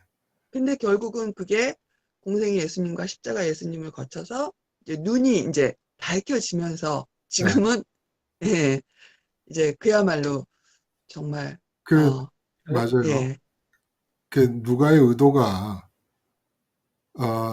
이제 부활의 예수님을 어떻게 만나느냐라는 것을 초점을 맞췄고, 그 부활의 예수님을 진짜 만나면 오늘 본문에도 그 제자들이 손자국과 못자국을 예수님이 보여주시자 너무 기뻐서 두려워했다라고 하는 이제 그런 표현이 나올 정도로 그 부활의 예수님 안에 들어가게 되면 그게 이제 기쁨입니다. 그 이제 첫 번째 마음에 전달이 되는 느낌은 기쁨으로 이제 느껴지는데, 그 누가가 얘기하고 싶었던 것은 우리는 이제 부활을 자꾸 어떤 상징적인 의미로 해석을 해요. 그러니까 이전에는 뭐 오른쪽으로 가는 삶을 살았다 그러면 이제는 왼쪽으로 가는 삶을 내가 사는 것으로 자꾸 생각을 해요. 그러니까 삶의 모습을 바꾸는데 부활의 의미가 있다고 본 거예요. 삶의 모습을 내가 의도적으로 애써서 바꾸는데, 근데 이제 그것은 부활의 삶은 예수님이 말씀하신 대로 스스로 사는 게 아닌 거죠. 스스로 사는 게 아닌데, 중요한 포인트는 여기서도 역시 어떻게 그러면 부활하신 예수님의 자리에 가서 예수님과 만남과 연합이 이루어질 것인가? 그걸 이제 딱 목표로 삼고 보면 분명히 말씀을 하는 겁니다. 예수님에 의해서 구약 성경에 예수님의 순환과 부활이 예고된 성경 말씀이 전달이 되고 떡을 떼는데 눈이 딱 떠집니다. 물론 이 눈의 시력, 육체의 시력은 계속 떠 있었죠. 깨 있었죠. 떡을 뗀다라고 하는 의미가 무슨 뜻이겠어요? 그러니까 예수님의 말씀도 죽음과 부활에 관한 얘기고 떡을 뗀다는 것도 예수님의 죽음을 먹는다는 뜻입니다. 그러니까 이 십자가 생활화가 없으면 십자가 생활화라는 게 언제나 두 가지 바퀴가 돌아가는 거 아니에요? 말씀과 그리고 내가 직접 예수님의 죽음을 먹는 것. 예수님의 죽음을 듣기와 먹기로 십자가 생활화가 진행되는 거 아닙니까? 이게 없으면 부활의 예수님께 도달하여 예수님과의 연합이 이루어질 수 없음을 말합니다. 첫 번째 설교가 그 내용에 강조를 둔 것이에요. 첫 번째 설교가. 엠마오로 가는 두 제자와의 만남이. 그래서 말씀을 드렸던 대로 그 부활에 관한 얘기가 엄청나게 많이 되기도 하지만 이렇게 상징적인 의미로 해석을 해서 이전에 내가 애쓰며 살아가던 그 애씀의 원리는 똑같고 모양만 바꾸려고 하는 그런 이제 부활의 상징적인 의미를 얘기할 때가 많지만 지금 오늘 본문이 진짜 그 부활의 예수님과 만남을 얘기하는 겁니다. 먼저 부활은 상징적으로 내가 어떤 행동 패턴을 바꾸는 것이 아니라 부활하신 예수님과 만나야 돼요. 실제로 만나야 돼. 근데 부활하신 예수님과 만나려면 예수님의 죽음에 대한 듣기와 먹기가 없으면 안 된다는 거예요. 듣기와 먹기가 없으면. 그래서 역사적으로 한번 일어났던 사건이 영적인 사건, 믿음의 사건으로 바뀝니다. 영적인 사건, 믿음의 사건이라는 것은 기억 속에서 내 의식이 그것을 전달받을 때 기억해서 전달하는 거 아닙니까? 그러면 내 의식이 그 기억을 통하여 말씀을 전하는 사람으로부터 전달받을 때 예수님의 십자가 사건이 실제 지금 여기서 일어나는 것과 똑같은 효과를 갖게 된다는 거예요. 똑같은 효과를 갖게 된다. 이게 영적인 사건이고 믿음의 사건이라는 겁니다. 그래서 내 증인이 되라는 얘기가 다른 게 아니라 증인이라는 게 뭐예요? 과거에 있었던 사건을 지금 이 자리에서 재현하는 게 증인 아닙니까? 증언을 통해서. 증언을 통해서 과거에서 저기 한강 다리 밑에서 살인사건이 났어. 근데 서초동에서 재판을 하는데 증인으로 나왔어. 목격자 증인으로. 그럼 증인이 내가 8시쯤 지나가는데 한강 다리 밑에서 소리가 나서 쳐다봤더니 지금 저 피고석에 앉아있는 사람이 죽이더라 하면 그 증언을 통해서 서초동 그 자리에서 한강 다리 밑에서 일어났던 사건이 재현되는 거잖아요. 듣기라는 게 그런 거예요. 말씀이라는 건 2000년 전에 죽으시고 부활하신 그 예수님의 사건을 이렇게 현대 사람들이 들을 수 있는, 현 시대의 사람들이 들을 수 있는 언어를 통하여 전달을 할 때 그걸 듣는 사람에게 지금 이 자리에서 일어나는 사건이 되게끔 한다는 겁니다. 그래서 오늘 일어난 사건이 되는 겁니다. 지금 일어난 사건이 되는 거예요. 지금 십자가를 보면서 주님, 나 주님하고 같이 죽었어요. 주님과 동일시하라는 겁니다. 그렇게 하고 나면 그 다음엔 그렇게 들은 것을 하루 종일 내 기억 속에서 주님의 십자가를 생각하면서 이젠 내가 먹는 거예요. 계속. 주님의 죽음을 먹는 겁니다. 이렇게 함으로써 마음과 뜻과 힘이, 있음의 느낌과 조음의 확신과 소원이 세상을 향해 빠져나가는 것을 틀어막는 겁니다. 틀어막아. 왜? 그것을 전부 하늘로 향하게 하려고. 승천하신 예수님의 방향이 정해졌으니까. 예수님이 승천하시면서 방향을 정해줬으니까 어차피 있음을 느껴야 되고 조음을 확신해야 되고 소원할 수밖에 없어요. 이 마음의 구조가 그렇게 생겼거든요. 소원이 없는 사람은 있을 수가 없습니다. 소원 자체가 없는 사람. 근데 그것이 세상을 향해 있던 것을 십자가에서 예수님의 죽음을 듣습니다. 그리고 나 혼자 기억하면서 먹습니다. 그럼으로써 세상을 향해 나가는 있음과 조음과 소원, 그리고 마음과 뜻과 힘의 사용을 딱 틀어 막아버리면 승천하시면서 뚫린 방향을 향해서 마음과 뜻과 힘, 있음의 느낌, 조음의 확신, 소원이 하나님을 향해 나갑니다. 그래서 이 앞에 엠마오 이 두 제자 얘기는 죽음에 대한 말씀, 듣는 것과 그 들은 말씀 속에 예수님을 기억하며 예수님의 죽음을 먹는 것이 없으면 부활의 예수님을 만날 수가 없다는 겁니다. 바로 앞에 두고도 모르는 것처럼 부활 예수님을 아무리 얘기해도 죽음에 대한 듣기와 죽음에 대한 먹기가 없으면 부활의 예수님 100번, 1000번 얘기해도 실제로 만남이 없다는 거예요. 만남이 없다는 겁니다. 근데 참 이상한 거예요. 왜 그걸 안 할까? 어? 왜 죽음을 얘기 안 하고, 죽음을 말해서 듣는 것과 그렇게 들은 죽음을 기억하며 먹는 예수님이 그걸 왜 안 할까? 돈이 들어요? 힘이 들어요? 노력이 필요합니까? 무슨 수고가 필요합니까? 그냥 깨어 있으면 돼요.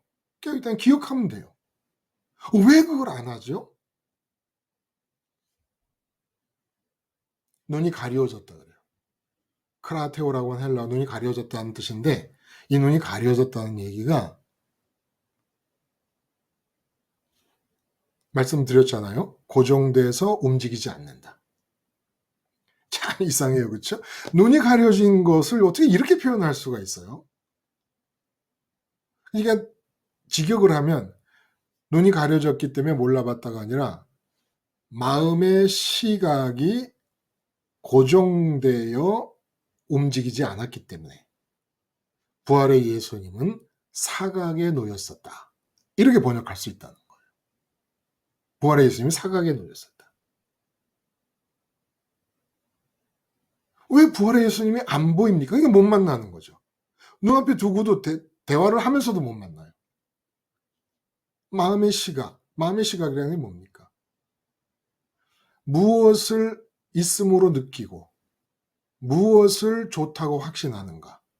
무엇을 소원하는가? 그 무엇을이 포진되어 있는 영역을 어느 정도 각도로 포착하느냐 하는 겁니다.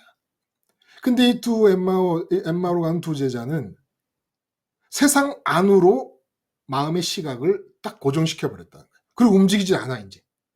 그러니까 그 사람들이 예수님에 대해서 얘기하는 걸 보면 하나님의 일과 하나님의 말씀에 능한 선지자라.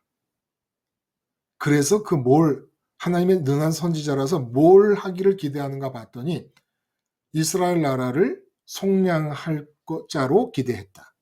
다시 말해서 이 세상에서 일어날 일에 있음의 느낌과 좋음의 확신과 소원이 딱 고정되어 버렸다는 겁니다. 그럼 못 만난다는 거예요. 부활하신 예수를 못 만난다는 거예요. 그리고 그게 죄예요.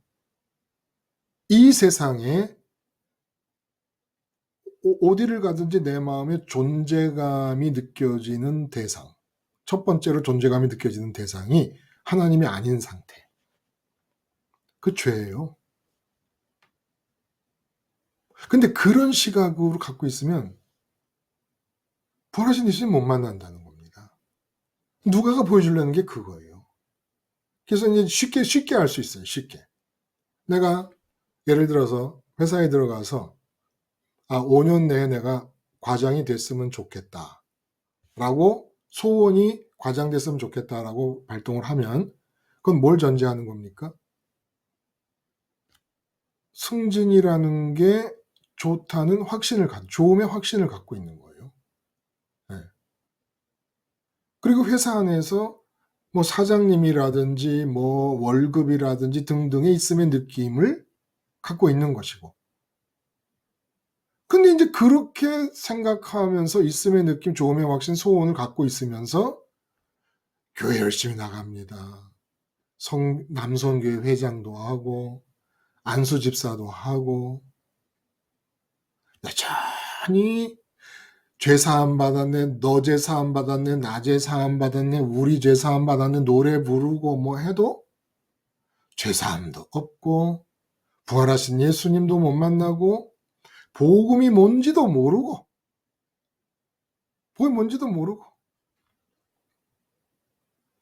그러니까 부활하신 예수님을 상징적으로 자꾸 해석하는 이유는 이 세상에 대한 사랑을 갖고 있는데 고정되어 있어요. 마음의 시각이 세상에 고정되어 있어. 근데 그 세상의 삶을 새롭게 하고 싶은 욕망을 자꾸 부활로 해석을 해버리는 거예요. 소위 기독교 교회라는 데서 세상에 대한 삶이 개인적이든 아니면 삶의 환경적이든 어떤 것이든 새롭게 되기를 바라는 욕망과 부활을 접목을 시켜버립니다. 자꾸. 부활은 부활하신 예수님을 만난다는 데 의미가 있는 거예요. 부활하신 예수님을 만난다는 데. 근데 눈이 가려지면 안 돼요. 마음의 시각이 세상으로 고정되어 있으면 절대 못 만난다는 겁니다. 그래서 뭐가 필요해요? 세상을 바라보고 있는 그 시각 안에서 우리의 시각이 세상에 고정되어 있잖아요. 세상에 고정되어 있으니까 옆을 못 보거든요. 그 세상에 고정되어 있는 그 시각에서 무슨 일이 일어났습니까? 장기용님, 우리 시각이 세상에서 고정되어 있어서 부활하신 예수님이 사각지대에 놓여 있어요. 네. 근데 우리의 시각이 고정된 그 죄적인 상태에 맞추어서 우리 마음이 볼 수 있는 시각 안에서 일어난 사건이 뭡니까? 우리 마음이 십자가 사건. 십자가 사건이에요. 네. 네, 십자가 사건이에요. 죄적인 상태의 마음의 시각이 고정돼서 볼 수 있는 그 시각 거리, 예? 그 각도 안에서 십자가에서 죽어버리신 겁니다. 예. 너희가 정 이 세상을 보려고 그런다 그러면 그러면 이 세상 너희 시각에 보이는 자리에서 내가 죽을 테니까 그 십자가 사건을 보고 이제는 너의 죽음으로 인정만 해라. 그렇게 너의 죽음으로 인정만 하면 세상을 빠져나가 부활하신 자리에서 예수님과 연합을 이룰 수 있다. 그 얘기를 하신 겁니다. 그러니까 우리가 회사에 나가잖아요. 회사에 나가면 사장님이 존재감으로 느껴져요. 당연히 느껴져요. 그거 예수님이 거부하시는 거 아니야. 너는 그렇게 될 수밖에 없을 거야. 사장님이 제일 큰 우선적인 존재감으로 느껴질 거고 승진이 최고 좋음으로 믿어질 거고 당연히 그렇죠. 그러니까 소원도 그렇게 생길 거야. 그러니까 그렇게 회사 안에서 보여지고 있는 네 시각에서 내가 십자가에서 죽을게. 나를 봐라. 그래서 그 현장에 대해서 있음의 느낌이 죽고 좋음의 확신이 죽고 소원이 죽으라는 겁니다. 그러니까 회사에 나간 사람이 예수를 믿으려면 그 현장에서 통용되고 있는 최고의 존재감에 대해 죽고 그 현장에서 통용되고 있는 최고의 좋음에 대해서 죽고 그 현장에 있는 모든 사람이 소원하고 있는 것에 대해서 죽는 것. 이게 믿음이라는 거예요. 예수 믿는 거라는 겁니다. 그렇게 함으로써 그 현장에서 부활하신 예수님을 만나는 거예요. 그러면 부활하신 예수님을 만나잖아요? 그러면 점선으로 예수님의 공생의 자리가 비어 있었거든요? 근데 내가 부활의 예수님과 연합을 하자마자 점선으로 비어있던 예수님의 그 자리가 나로 인해 채워집니다.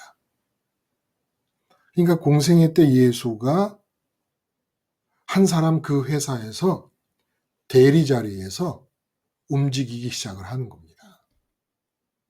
이게 복음이에요. 복음을 받아들인 상태고. 근데 이렇게 무슨 뭐 신화를 얘기합니까, 제가 지금? 응? 그게 뭐 엄청나 보이는 것 같아도 예수님의 죽음을 듣고 듣는 시간 뺀 다음에는 먹으라는 거예요.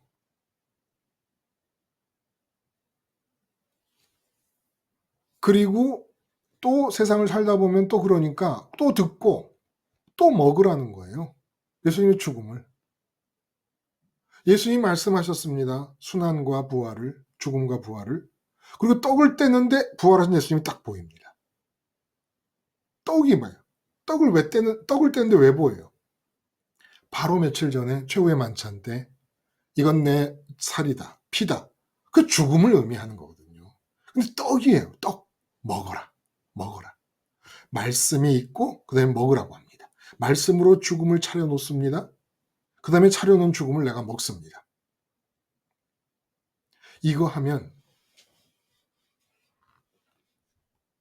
부활의 예수님을 만나는 거예요. 부활은 상징이 아닙니다. 내 삶을 새롭게 하는, 응? 뭐 인생의 후반전을 위한 무슨 어떤 상징적 의미를 부여하고 명분을 제공하는 그런 사건이 아닙니다. 실제 부활하신 예수님을 만나는 거예요. 그 예수님과 연합하기 위해서 부활하신 겁니다. 예수님이. 연합하라고.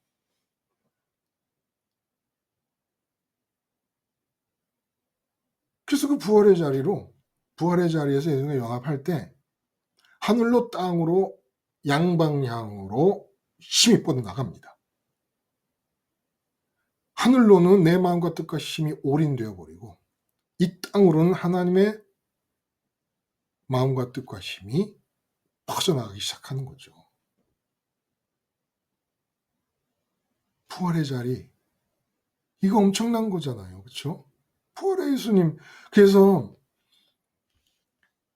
예수님이 이제 손의 못자국과 이 발의 못자국을 보여주신 이유는 말씀드린 대로 계속성, 연속성 이렇게 표현할 수 있겠습니다. 공생애 때 그 예수님이 지금 너희 눈앞에 보이고 있는 그 나다. 너희가 알고 있는 그 예수라는 인격의 실체가 지금 부활한 상태에서 너희 앞에 있는 것이다. 라는 그 예수님 인격의 연속성을 가르쳐 주시려고 손과 발에 못 박힌 모습을 보여주신 겁니다. 그리고 나서 생선을 드십니다. 그러니까 이 사건을 이제 쭉 일렬로 세워보면 이렇습니다, 여러분. 엠마오로 가는 두 제자와 그다음에 이 제자들에게 나타난 이 상황. 엠마오로 가는 제자가 돌아와 가지고 제자들에게 말하고 있는 중에 예수님이 나타나신 거잖아요. 그럼 지금 이 상황을 이제 쭉 한번 일렬로 순서대로 나열을 해보면 예수님의 말씀이 두 번 반복됩니다. 죽음과 부활에 대한 말씀이 구약 성경에 근거돼서. 그리고 떡을 떼는 사건이 일어납니다. 떡을 떼는 사건은 예수님의 죽음을 먹으라는 거예요. 말씀은 예수님의 죽음을 차려놓는 것이고 지금 내 앞에 지금의 사건으로 재현시키는 겁니다. 증인으로서 말씀을 한다는 것은.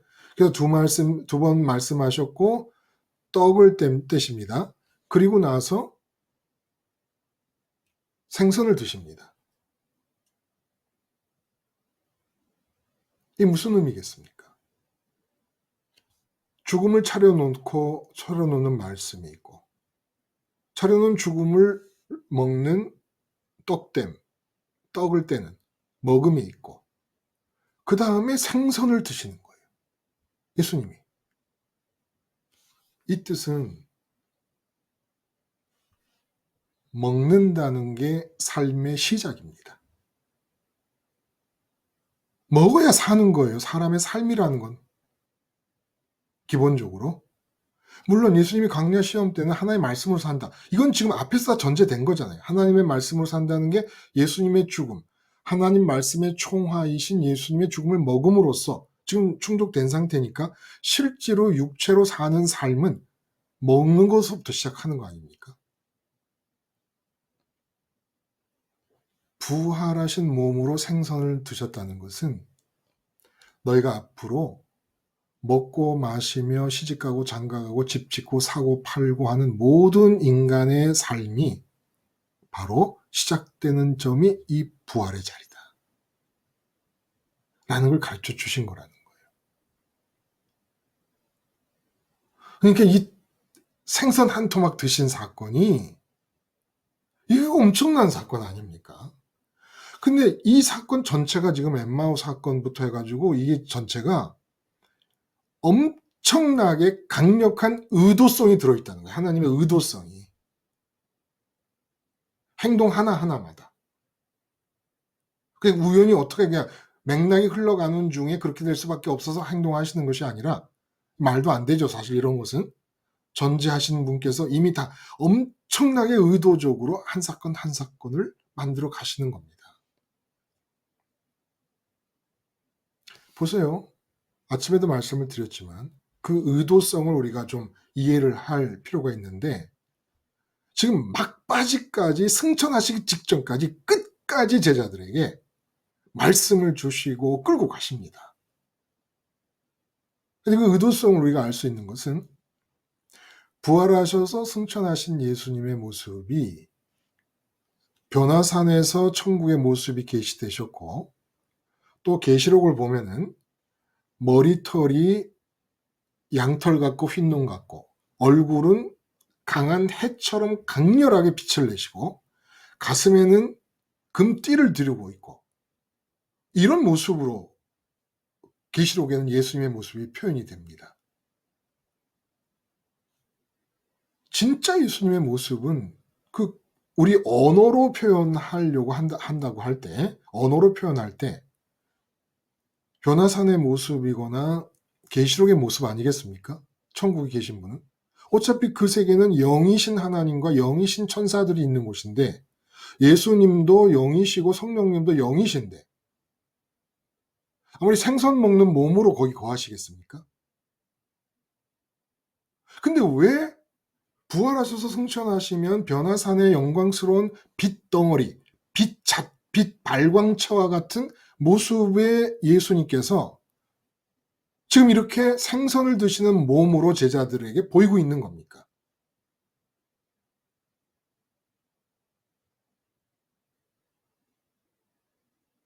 의도적인 거라는 거예요. 이것이 승천 직전의 마지막 행위적 말씀이었던 겁니다. 행위적 설교였던 거예요. 너희는 몸이 살아있는 상태에서 부활한 나와 연합할 수 있다. 세상 바깥으로 빠져나와서 부활이 일어난 이 사건이 너희의 사건이고 너희의 삶이 시작되는 자리라는 겁니다. 강한 의도를 띠고 못자국과 창자국이 있는 그 몸을 보이시면서 그럼에도 불구하고 세상 밖으로 나와 있는 거예요. 부활하신 예수님의 자리는 세상을 탈출하신 겁니다. 죽음과 무덤을 통과해서 밖으로 나오신 거거든요. 그 자리에서 생선을 드십니다. 봤지? 먹는 게 삶의 시작이야. 마시는 것, 걷는 것, 뛰는 것, 사업하는 것, 장사하는 것, 아이 키우는 것, 모든 일이 이 자리에서 이루어져야 돼. 언제나 삶의 현장을 대하면 있음과 좋음과 소원의 세 가지 요소로 인격이 형성돼야 됨을 느끼면서 자동적으로 그 현장에 있는 것들의 존재감을 느끼고 좋음을 확신하고 소원하게 되는 너를 십자가에서 죽여라. 일단 죽이라는 겁니다. 그대로 놔두면 익숙하지만 진리도 아니고 편하지도 않은 거예요. 반드시 십자가를 기억해서 죽으라는 거예요. 그래서 마음과 뜻과 힘이 조금 더 세상으로 나가지 않게 하라는 겁니다. 원래 그런 법은 없는 거예요. 회사에 가면 이 회사에서 내가 마음과 뜻과 힘을 다해서 머리를 쓰고 지혜를 짜내서 이 회사의 생활을 해야 된다라고 하는 법은 존재하지 않아. 그건 없어. 세상 사람 모두가 다 그렇게 살아도 그런 법이 원래 없는 거예요. 그래서 십자가에서 똑같이 그렇게 세상 사람들과 살려고 하는 나를 죽은 자로 팩트로 인정을 합니다. 받아들여요. 그래서 제가 말씀드린 것은 이슬람 교도들이 하루에 5번씩 기도를 하거든요. 하루에 5번만이라도 화장실에 들어간 뒤 어딜 가서라도 십자가를 기억하고 내가 죽은 자라는 팩트를 받아들이는 겁니다. 그렇게 해서 십자가가 내 마음의 의식 속에 계속 기억되고 보여지고 있고 내가 죽은 자라는 자의식이 살아 움직이면은 내 마음은, 내 의식이 십자가를 보고 있다면 내 마음은 부활의 예수님 자리로 온 겁니다. 그럼 어떤 일이 일어납니까? 의식이 십자가에서 죽었다라고 하는 자의식을 갖고 있기 때문에 내가 놓여진 현장에서 있음을 못 느껴요. 죽었다고 인정하니까.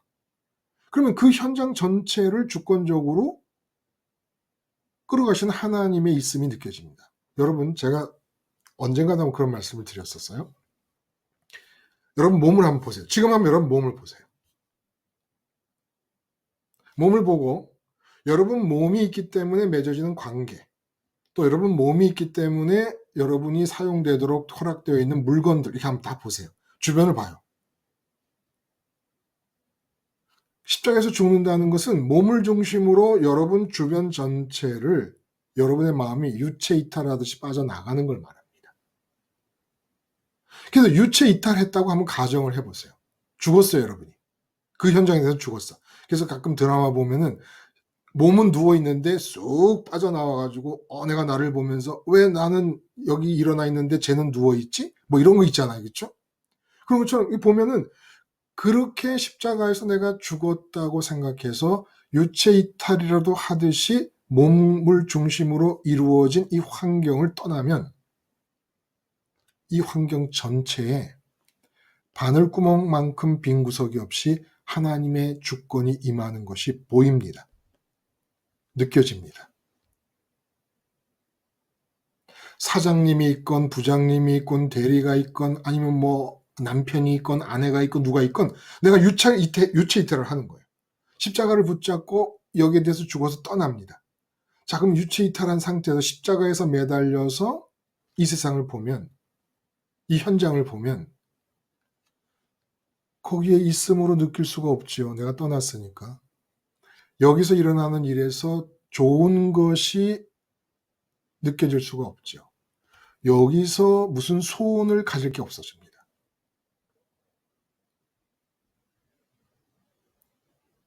그렇잖아요. 떠났으니까.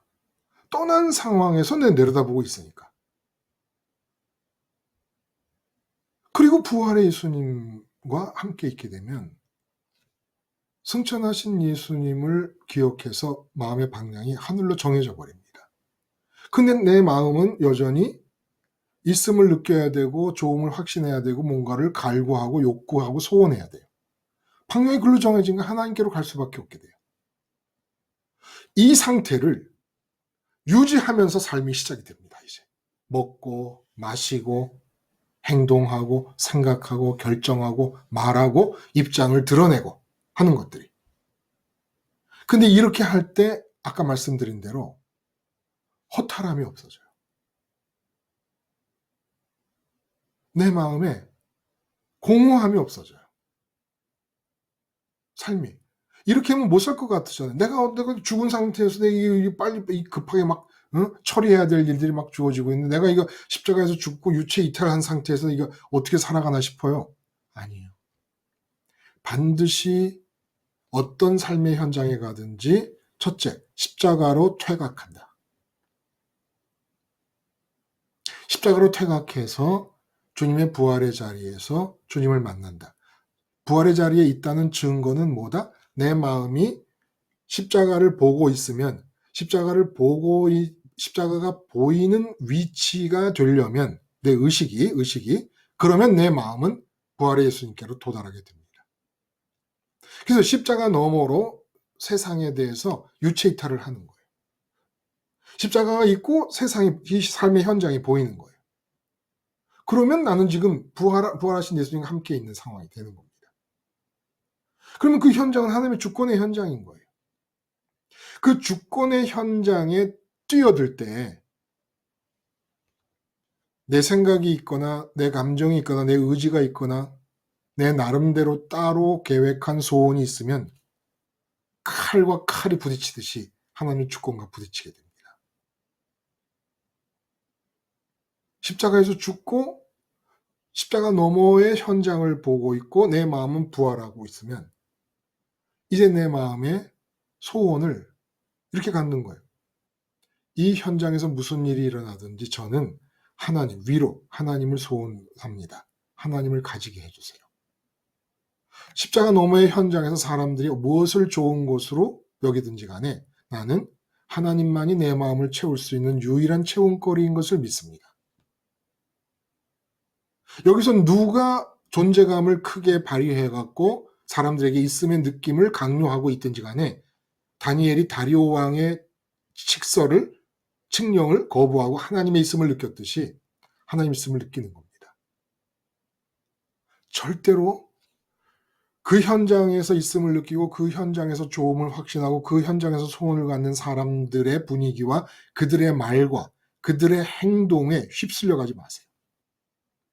그 흐름을 끊어버리기 위해서 1분이라도 3분이라도 5분이라도 어디라도 찾아 들어가서 화장실이라도 가서 기도를 하라는 거예요.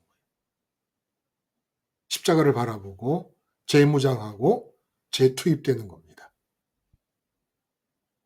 십자가는 죽으라는 것이고 부활은 살라는 것이에요.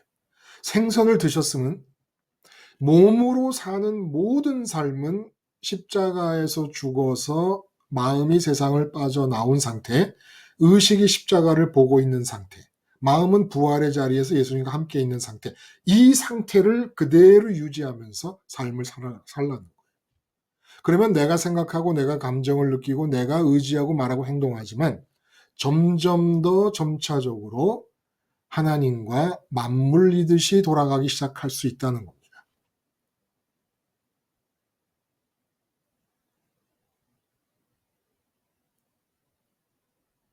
이거 하면 삶은 그냥 사라지는 겁니다.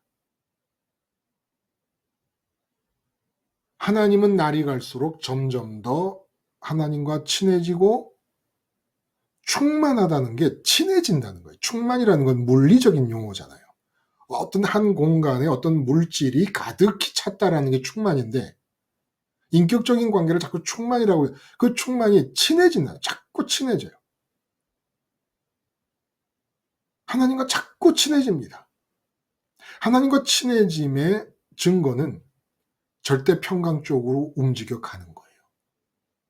이쪽 십자가 넘어 이쪽 세상에서 무슨 일이 일어나더라도 깨지지 않는 평강과 기쁨과 만족이 유지되는 상황으로 돌입해 들어가는 겁니다. 소원만 해도 자유할 수 있어요. 세상으로부터 자유가 이루어집니다. 소원하고 있으면 하나님이 그때그때 필요한 대로 이 세상 속에서 하나님의 소원을 위해 필요한 것들을 공급해 주십니다. 그러니까 나는 부활의 자리에서 의식으로 십자가를 보면서 마음이 부활의 자리에 이르러서 하나님의 있음과 하나님의 좋음을 확신하고 하나님을 소원하는 상태가 되면 내 이 몸으로 살고 있는 삶의 현장에서 하나님이 필요한 대로 힘도 지혜도 다 공급이 된다는 거예요. 그러면 그 지혜와 그 힘을 따라서 입장을 표명하고 일을 수행해 나가라는 겁니다. 직장에서 일을 할 때건 장사를 할 때건 공부를 할 때건 무슨 일을 할 때든지 그냥 이렇게 의식으로 십자가를 보며 계속 죽음을 먹습니다. 그리고 그 죽음을 먹는 대로 마음이 연합한 상태를 유지해요. 하나님에 대해 있음과 좋음과 소원을 적용해 나갑니다. 이게 복음이에요. 복음의 전모예요. 전모. 공생의 예수님 같은 인간이 되어야 합니다. 그러기 위해서 주님의 십자가에서의 주님의 죽음을 듣고 먹기를 지속해 나갑니다. 그럼으로써 내 마음이 부활의 자리에 이릅니다. 부활의 자리에 이르게 되면 내 마음에선 계속 예수님의 죽음을 먹고 있고 마음은 부활의 자리에 이르면 이제 내가 하나님 허락하신 삶의 현장에서 제2의 예수가 됩니다. 이게 복음이에요. 복음. 그러라고 공생애를 사시고 공생애를 사시다 그 공생애 예수님을 죽여버립니다. 내가 보는 시각이 그 시각밖에 안 되니까 그 시각 안에서 예수님이 죽음이 일어나게 됩니다. 그냥 그 시각에 대해서 죽으라는 거예요. 고정된 시각. 움직이지 않는. CCTV가 이렇게 움직이면 사각지대가 있는 거 아닙니까? 그 사각지대 안에 사각지대에서 예수님 부활하신 예수님이 계시니까 내가 그 가시각도에서 십자가 사건이 일어나면서 내가 지금 마음이 보고 있는 세상에 대해서 이 각도 안에 들어오고 있는 모든 대상에 대해서 죽으라는 거예요. 십자가 사건이 그 각도에서 일어났다는 것은. 그 각도에서 내가 남편을 봅니까? 남편 돼서 죽어요. 아내도 죽어요. 죽어요. 다 죽어요. 그렇게 죽으면 부활의 자리에 이른 겁니다. 부활의 자리에 이르렀는지를 확인하는 길은 내가 이제 드디어 남편보다 아내보다 하나님의 있음을 더 먼저 느끼는구나. 그래. 남편이 어떻게 주기를 바라지 말고 하나님과 더 친해지기를 소원하자. 하나님만이 유일한 좋음이시다. 라는 느낌을 확인한 뒤에 남편하고 말하고 남편에게 의견을 얘기하고 회사에서 일하고 학교에서 공부하고 하라는 거예요. 있음과 좋음과 소원이 하나님께로 향해 있는가를 확인하면 그게 바로 부활의 자리입니다. 그 예수님의 죽음을 자꾸 나한테 먹는 거예요. 죽음을 자꾸 먹는 겁니다. 난 죽었다. 죽었다는 사실을 나한테 가르치는 겁니다. 이건 팩트예요. 팩트. 팩트가 없이 자꾸 말하면 세뇌예요. 세뇌. 근데 예수님의 죽음이 나의 죽음인 것이 팩트입니다. 팩트를 가르치는 것은 사실을 망각하고 거짓으로 흘러가려는 내 체질을 제어하는 것이죠. 세뇌가 아니라. 뭐라고요? 팩트가 없이 반복해 말하고 가르치는 것은 세뇌예요. 그러나 예수님이 십자가에 죽었다는 건 나의 죽음을 이루셨다는 팩트예요. 근데 이 팩트를 자꾸 간과해요, 내가. 이 체질 때문에. 세상 것에 대해 살아있으려는 죄의 체질 때문에 자꾸 간과합니다. 그래서 반복해서 나한테 가르치라는 거예요. 이 팩트를. 주님이 십자가에서 세상에 대한 나의 죽음, 세상에 대한 있음의 느낌, 좋음의 확신, 소원을 죽이신 것이다. 가르치라는 겁니다. 아무리 가르쳐도 이건 세뇌가 아니에요. 마인드 컨트롤도 아니고 그 팩트를 망각하는 체질에 저항해서 반복해서 가르치는 것이 이게 곧 먹는 거거든요. 죽음을 먹는 것. 그래서 우리가 잊지 말아야 될 것은 언제쯤이면 우리가 의식이 이렇게 바뀔지 모르겠어요. 예를 들어 동창 아이가 뉴스에 나오는데 모 그룹의 계열사 사장이 됐다. 그러면 야, 이건 나는 뭐냐 이거. 응? 제가 이제 고등학교 때 그런 친구가 있었거든요. 제가 예배당을 나가서 학생회 회장도 하고 그렇다는 얘기를 듣고는 생전 관심도 없었던 불교 사찰을 나가기 시작해서 사찰의 학생회를 나가기 시작해서 임원 노릇하던 동창이 하나 있습니다. 고대 법대를 들어갔는데 지금 뭘 했는지 몰라요. 근데 그런 친구가 고대 법대 들어가서 예를 들어 무슨 서울지검 검사장이라도 됐다. 그런 얘기를 이제 접하면 나는 뭐 하지? 이런 생각을 이제 하게 되잖아요. 그렇죠? 그 이제 그런 동창회를 모였는데 그 친구는 막 의리의리한 차를 외제차를 막 몰고 왔고 나는 그냥 국산차 아반떼 같은 걸 몰고 갔습니다. 그것도 한 7, 8년 된 차를. 그러면 그걸 보면은 야, 이렇게 정말 창피하구나.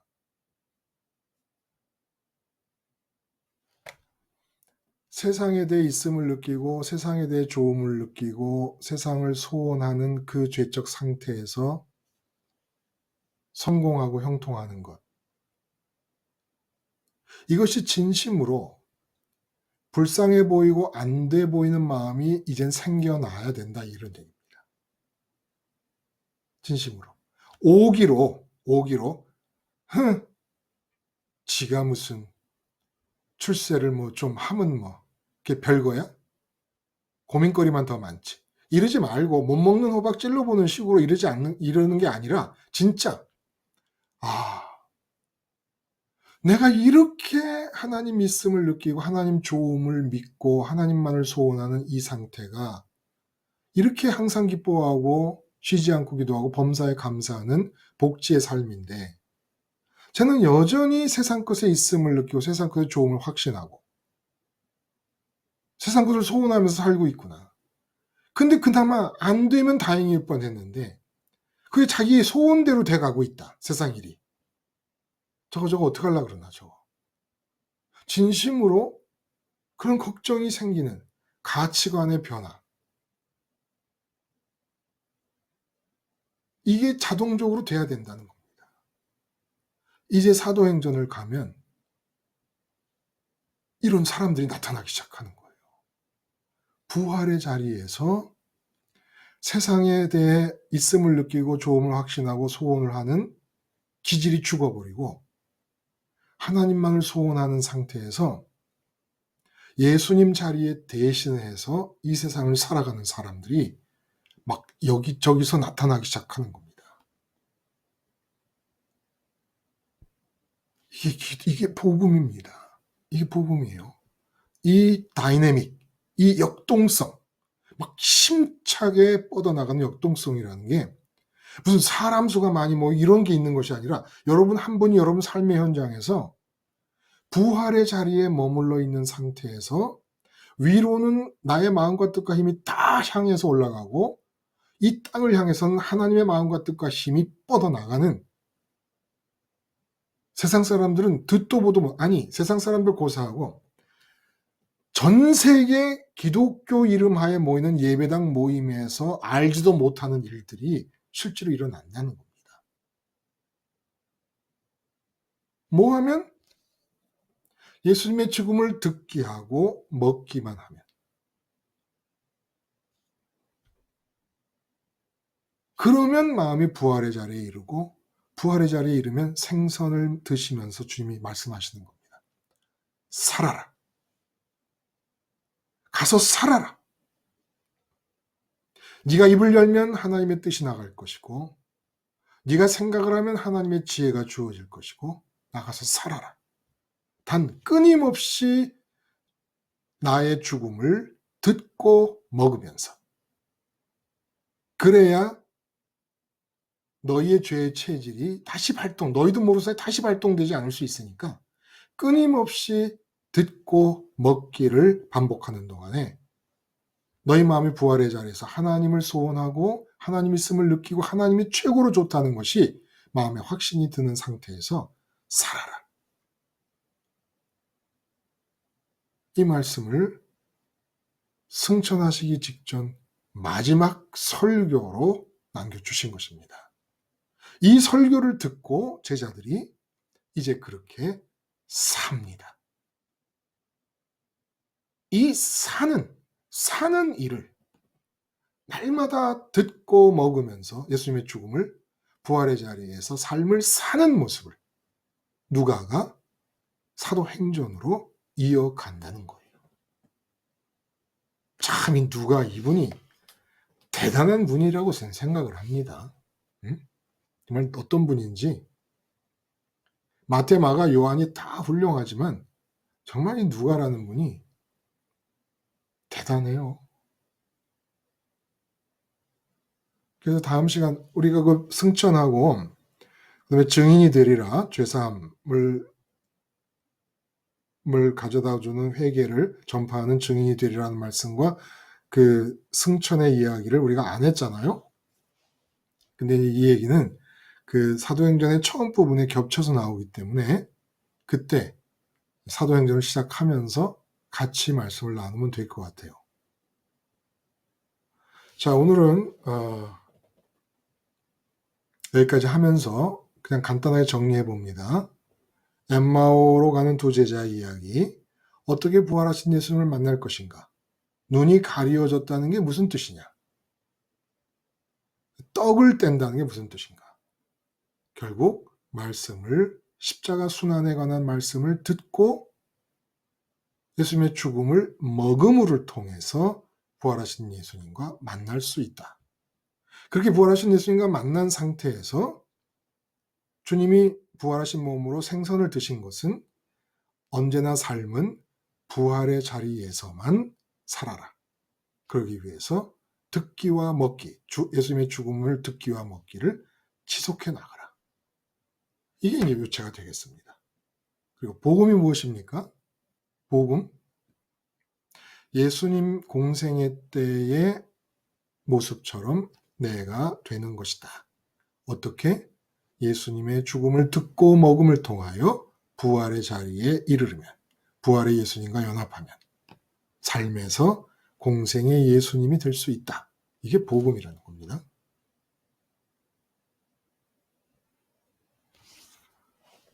여기까지 하겠습니다.